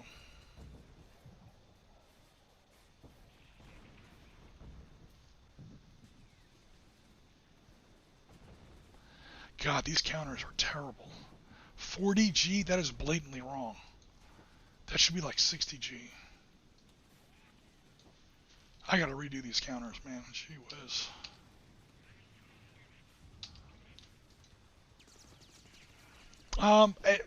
Let me not stress out about it. Alright, so I'll save that for now. Russian direct fire. There really isn't any. The Russians are on defense. The Russians now have 1, 2, 3 out of 5 objective hexes. The Russians are now holding. The Russians own more of the key terrain on the table. They're technically winning. It's up to the Ukrainians to come at them. So let me make sure. You know what? This guy is going to go ahead and open fire. I can't see him. He's in brush, and I haven't spotted him yet. Who did spot me? Who did shoot at me? Somebody shot at me. This guy, who shouldn't have shot at me because I was shooting through trees. But turnabout is fair play. I am 3 hexes away. That is going to be 20 versus 2, plus 5 for concrete buildings. 20 versus 7. Damn. 2 to 1, add 1 to the die roll. Damn these Russians. They can't get a good roll to save their ass. No effect. He's now pulling out.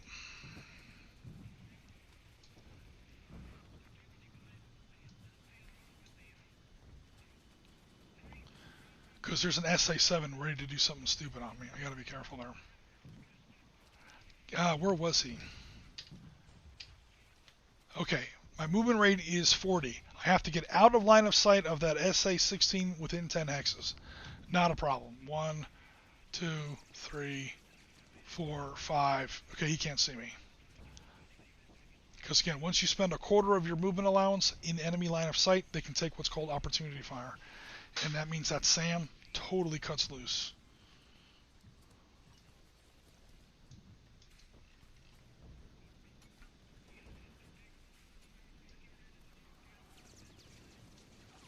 Get that out of there.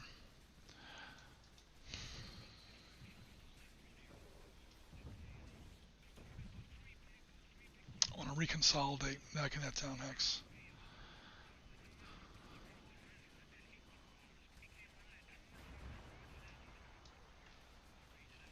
Alright, it's going to be up to the Ukrainians now to launch a counterattack. They have to take one more objective hex. So there's 5 objective hexes on the table. Whoever owns 3 of them at least wins the game. Right now the Soviets or the Russians have 3 of them. Alright, so turn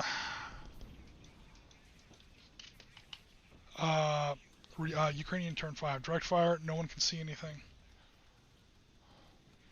Because the Russians did not re-engage. I'm going to take some ridiculous opportunity fire in there. That's alright. Meanwhile, I'm going to detach another little battle group. 1, 2, 3. That's woods and creek. 4, 5, 6. That's scary. 7, 8. Let's get suicidal. Let's get crazy. 1, 2, 3, 4. The Russians are not going to walk away from that one. Opportunity fire. 2 8s is 16 versus 6 is 2-to-1 odds. Come on, Russians. You're actually starting to embarrass me here a little bit. Okay, 3 finally. 3 on 2-to-1. Opportunity fire. That is one of these guys dispersed. The other guy successfully makes it in there.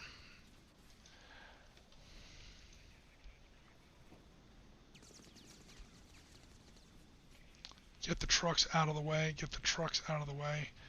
Infantry movement.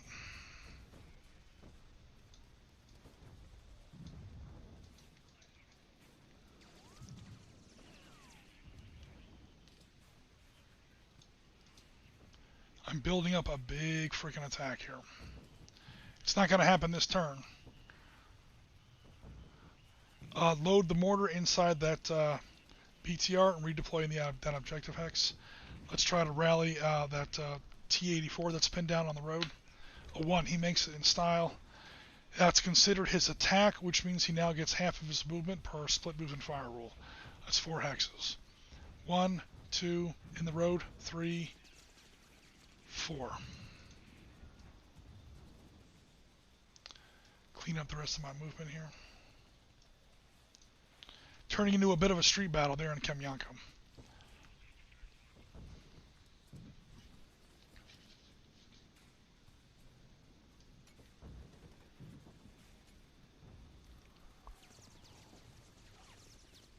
There's an SA-16 over there. Nope, nope.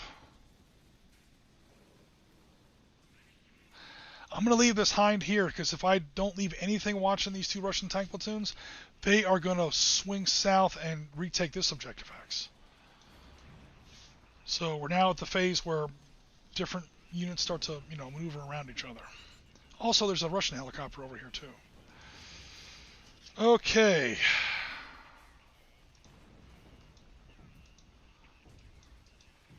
Alright, the Ukrainians are going to get their teeth kicked in a little bit here. Oh boy. Okay, first of all, these 2 guys already took their opportunity fire, so they can't do anything. This is an anti-aircraft weapon. He cannot help in a tank battle. I've got 1 tank platoon that does double. That is 76 plus 6 plus 6. Actually, that doubles to 12. Oh boy.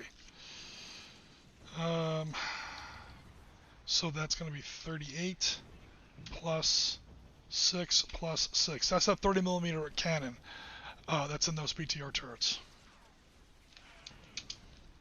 Oops.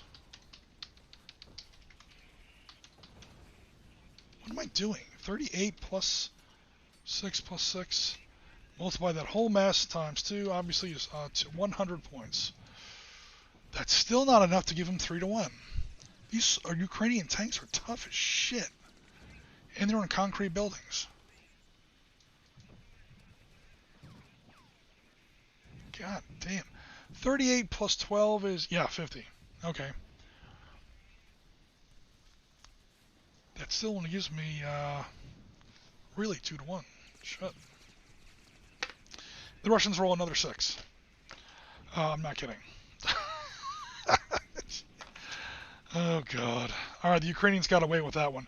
When you roll up to enemy fortified buildings with tanks, point-blank range, and because they're not spotted, they automatically get the first shot on you, you don't walk away from that unscathed. Unless you're up against Russians who are apparently so fucked up on vodka that they can't shoot straight. So there should be at least one burning platoon of Ukrainian tanks in here, but there aren't because the Russians can't shoot straight. Alright, the Ukrainians might wind up winning this game after all. Speaking of which, Ukrainian turn.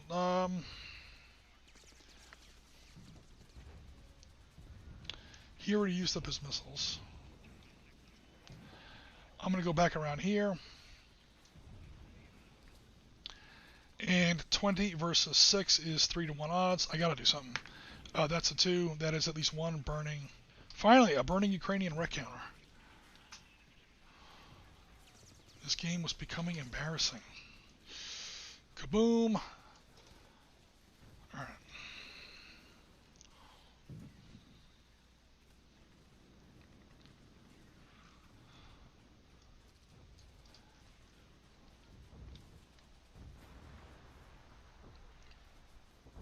See, if the catch-22 is if these Soviet, well, I keep calling them Soviets, if these Russians do make a break and decide to steal one of these other objective hexes, they're leaving this objective hex unguarded.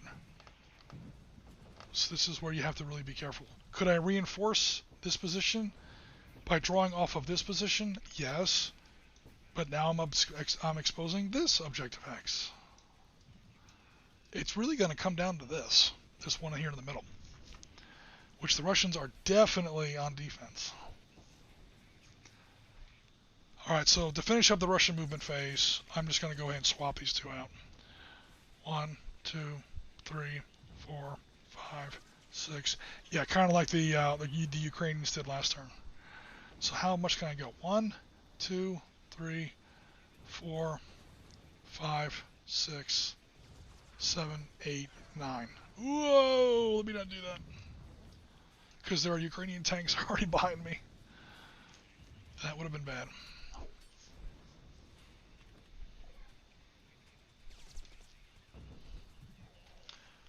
Alright, Ukrainian turn. Unload these mortars. Other direct fire. Oh, a lot. 3 38s. 38 plus 38 plus, not 28, 38. 38 plus 38 plus another 38 plus 36. 150. Oh, wait, that's times 2 because I'm point blank. It's going to be a grand total of 300 points. Versus 30, versus 35, versus 41.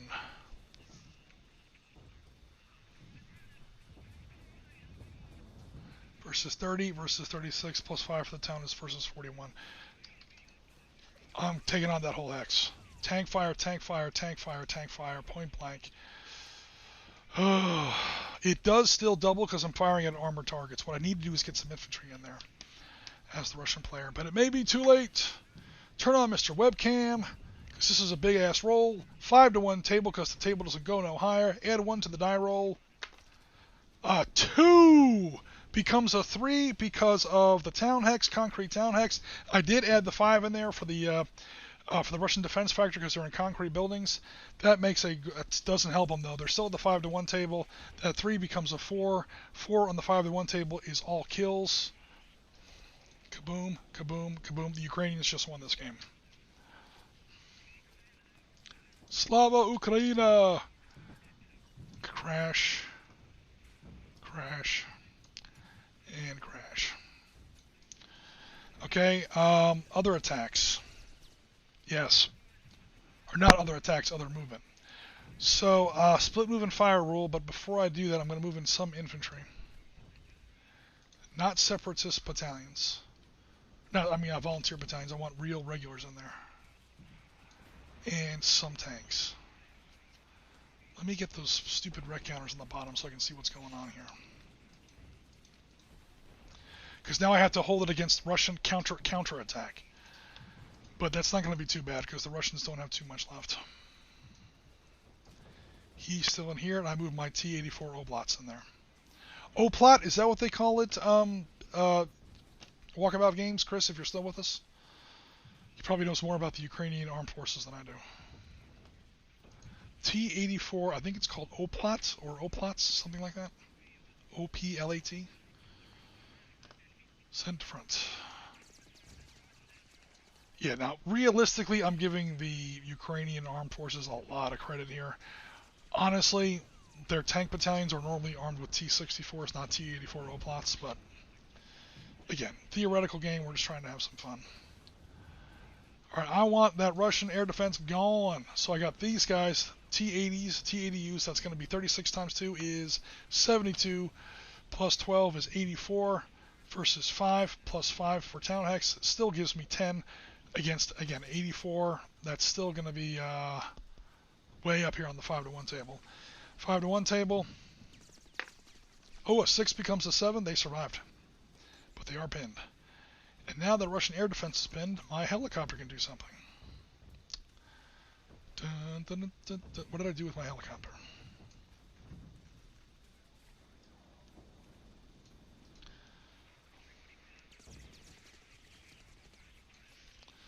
I'm going to roll up adjacent to those Russians and thus spot them. There are spotting from the air rules in Panzer Leader. I just don't want to look up that table right now. It's like within 10 hexes you get a certain die roll or something.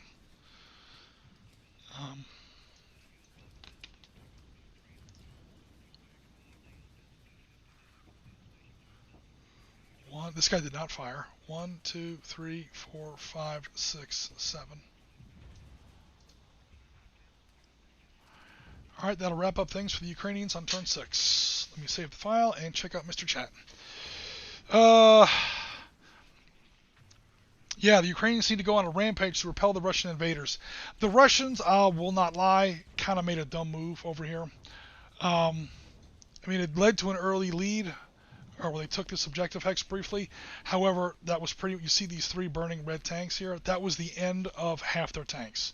They only came on the board with 6 tank platoons, 30 tanks. 15 of them are burning here. Literally half their tanks are burning right there. So, at the cost of 0 Ukrainian tanks. So now it's 6 Ukrainian tanks platoons versus 3 Russian tank platoons for the rest of the game. Basically, they chopped one leg out from under the Russian tank force, and now they're just going to lean on them.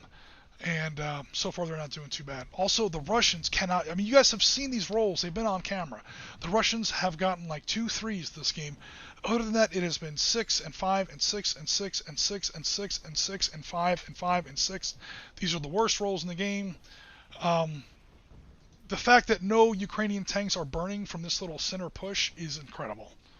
They so should have lost at least 1 platoon. They just rolled up on a fortified town, bristling with Russian tanks, and the Russians all fired. And yeah, oops, no good. 2, not even Ukrainian armed forces, 2 local Ukrainian militias, volunteer militia companies. Sorry, platoons, like 80 guys. Rolled up point blank on a battery of grads. The grads knew they were there. Depressed the rocket tubes, fire full blank right in their friggin' teeth. Whiff. Didn't hit anything. So the Russians admittedly did make a little bit of a goofy move over here. And on top of that, they cannot roll to save their balls, man. I mean, these Russians are... Yeah, you see the rolls, they've been on camera. So, yeah, long story short... yeah, the Russians are not doing so well.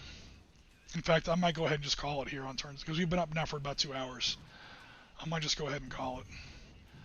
Because this game is now getting a little silly. I mean, most games run 10 turns. We've now completed 6, so you guys kind of get the idea.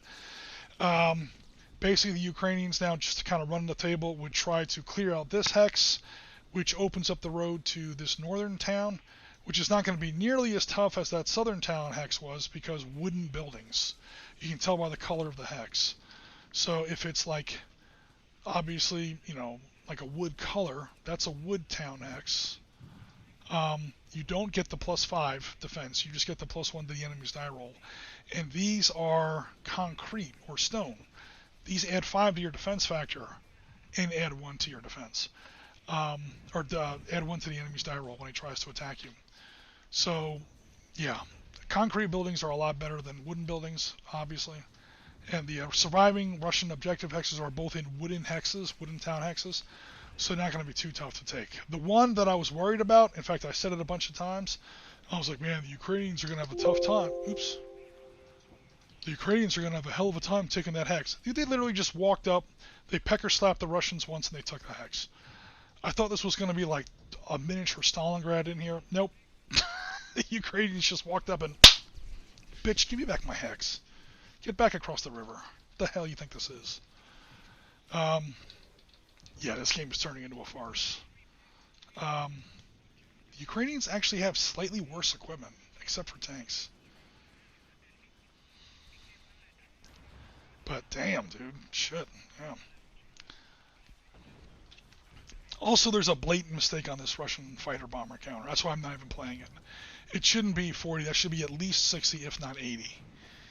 And even then, because the Russians are, I should say because Ukrainians are staying inside concrete buildings, I don't think that would even take out one more hex. The one good shot that the Russians had to take out a Ukrainian tank platoon, literally driving in column down a road, hit in the flank by anti-tank guided weapons fire from a Havoc gunship. Yeah, the Russians missed that roll too. They literally have not rolled, they haven't gotten one good roll this entire game. So let me check Mr. Chat one more time. Can the SA-7 see the Havoc? No. Where is the Havoc? No.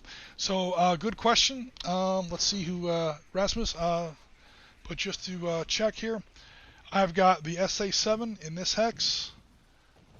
There's the Havoc. He's looking through 2 woods hexes and 2 town hexes. So, technically, if you use the actual helicopter gunship rules out of Arab-Israeli wars, there are multiple altitudes, and there's counters for that can track where the helicopter is altitude-wise. I just decided to make this simple and say the helicopters are always at nap of the earth. It's like belly scraping, you know, snake belly, you know, altitude. They're dragging their wheels through the tall grass. And that's to screen themselves from because both sides have SA-14s, SA-16s manpads, I should say. The Russians have a Tunguska section on the table, although it's currently pinned down. These helicopters do not have the run of the table. They are doing a lot of sneak and peek, because if they pop their head up in actual like flight altitude, they're going to get blown out of the sky, like yesterday's cat litter. It's not going to be funny. So yeah, that's the reason the helicopters are being so cautious. The Russians did get one poke at them with their one good missile strike and blew it because of bad die rolls. The Hind is still carrying its missile strike. It just doesn't have any targets yet because I moved up on this guy. I now have him spotted, and the next turn I can fire at him unless he moves. The good news is he can't move anywhere without giving up that objective X. So I kind of put these 2 Russian tank platoons in a bit of a dilemma.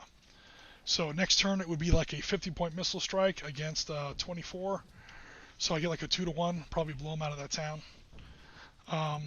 Or not. You know, I will probably combine that with my my one Ukrainian airstrike. Would come in, although my Ukrainian airstrike is not carrying anti-tank ordnance, it would still be able to help out a little bit. That 30 gets divided by 2 because it's not anti-tank ordnance. It'd still be 15. I would get 65 total points, 50 plus 15. That would be 65 versus 24. That still doesn't give me 3-to-1. But I would get 2-to-1 on both the infantry carriers, the troop carriers, and the tanks. Maybe pin them both down. Maybe kill them both. Who knows? So who knows what would happen, you know? He moved one over where he was in the straight line north.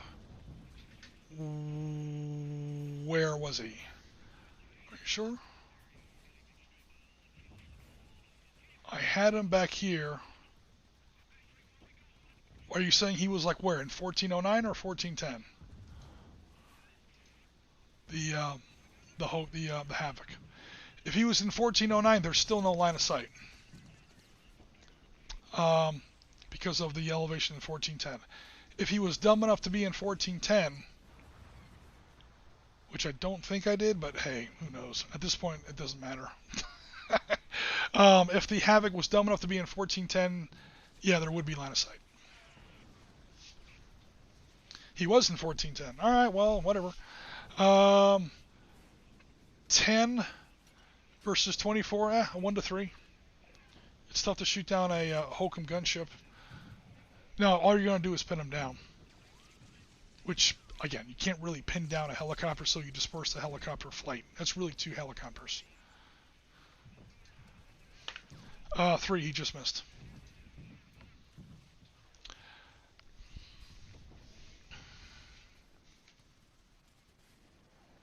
He had to kill 14. Well, he had to kill 1412.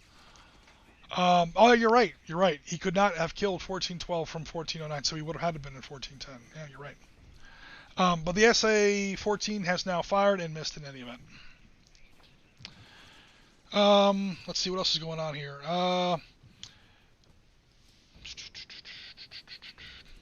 Values, not rules. Oh, yeah, I got you. Yeah, hooray to Ukraine. I like their flag. I have some hot blue and yellow outfits. Yeah, that's their flag. The current Ukrainian flag and the current Russian flag. It's also baked into their counters, which seemed like a good idea at the time, but that high contrast is killing my eyes. So, yeah, I'm going to redesign these counters. Also, there's a lot of problems with these values. The way these values and the way they may or may not plug into the current weapons effectiveness chart, and yeah, this was made in a rush 6 years ago for the 2015 Ukraine crisis article series on tabletop, and I've never really visited them again since. This is one of the few times I've actually broken out these counters and played them in a game. An L5 observation aircraft. Okay, Ben, so are those air spotting rules in Panzer Leader? That's strictly for L5 observation aircraft? I guess that would be an HS-189 or whatever the hell it is in Panzer Leader 1940. So it's not for fighter bombers. That's just for observation aircraft specifically. Cool. I'm not sure about that. I'm actually asking. It's been a while since I've looked up those rules. Alright guys, so if there's no other questions or comments, I'm going to go ahead and close out Mr. Chat. Yeah, that SA-14 that Rasmus is asking about, it only has a 10 attack factor. I would have to change that as well, because that's just way too weak. It has a 1 chance in 3 of even bothering a Hokum gunship, because the Hokum gunship's defense factor is 24. Not Hokum, that's the KA-52. The Mi-28 is the Havoc. So yeah, 10 versus 24, you always round in favor of the defender. That's a 1-3 shot, which ain't great. Now, those man pads are a lot less effective than Hollywood would have you believe, but I don't think they're supposed to be that weak. The SA also, well, maybe not, because you know what? Spoilers, the SA-14 is a relatively old system. I mean, never mind the SA-7, man, good God. The SA-14 is pretty old. I don't even know what they're using now. It's up there. Does a UAF battalion have access to the newest stuff? Probably not. For reasons we've already talked about. I won't belabor. Alright guys, so, yes, because Science Teacher, this was a quick game. We finished a whole Panzer Leader game in 2 hours. Actually less, because I spent the first 20 minutes talking about history. So, yep. Alright guys, so unless there's any more comments or questions, I'm going to go ahead and close out Mr. Chat. Good stream. Thanks very much, Rasmus. Definitely appreciate it. Again, if you haven't had a chance to check out the awesome Ultra Combat Modern game that also takes place in the Ukraine, definitely do so, because it's a kick-ass video. And part 2 is coming out next Sunday, or I should say this Sunday coming up. So definitely check that out as well. But for now, this is Ariskany for the Sitrep podcast. I'm going to go ahead and sign off for the night. Maybe finally finish my dinner here. Signing off. Thanks, as always, for all your support. Everybody have a great night. Thanks for coming out to the stream. Definitely appreciate it, Marty. Definitely appreciate it, Rasmus. Because Science Teacher, Ben, Walkabout Games, Springtime. Dude, there's a million people in the chat, so I can't say everybody. But thanks to everybody for coming out to our stream. And again, we're going to come out with more content at least on Sunday, if not sooner. So, yeah, take it easy, everybody. And we'll be in touch very soon. Thanks again. And take care.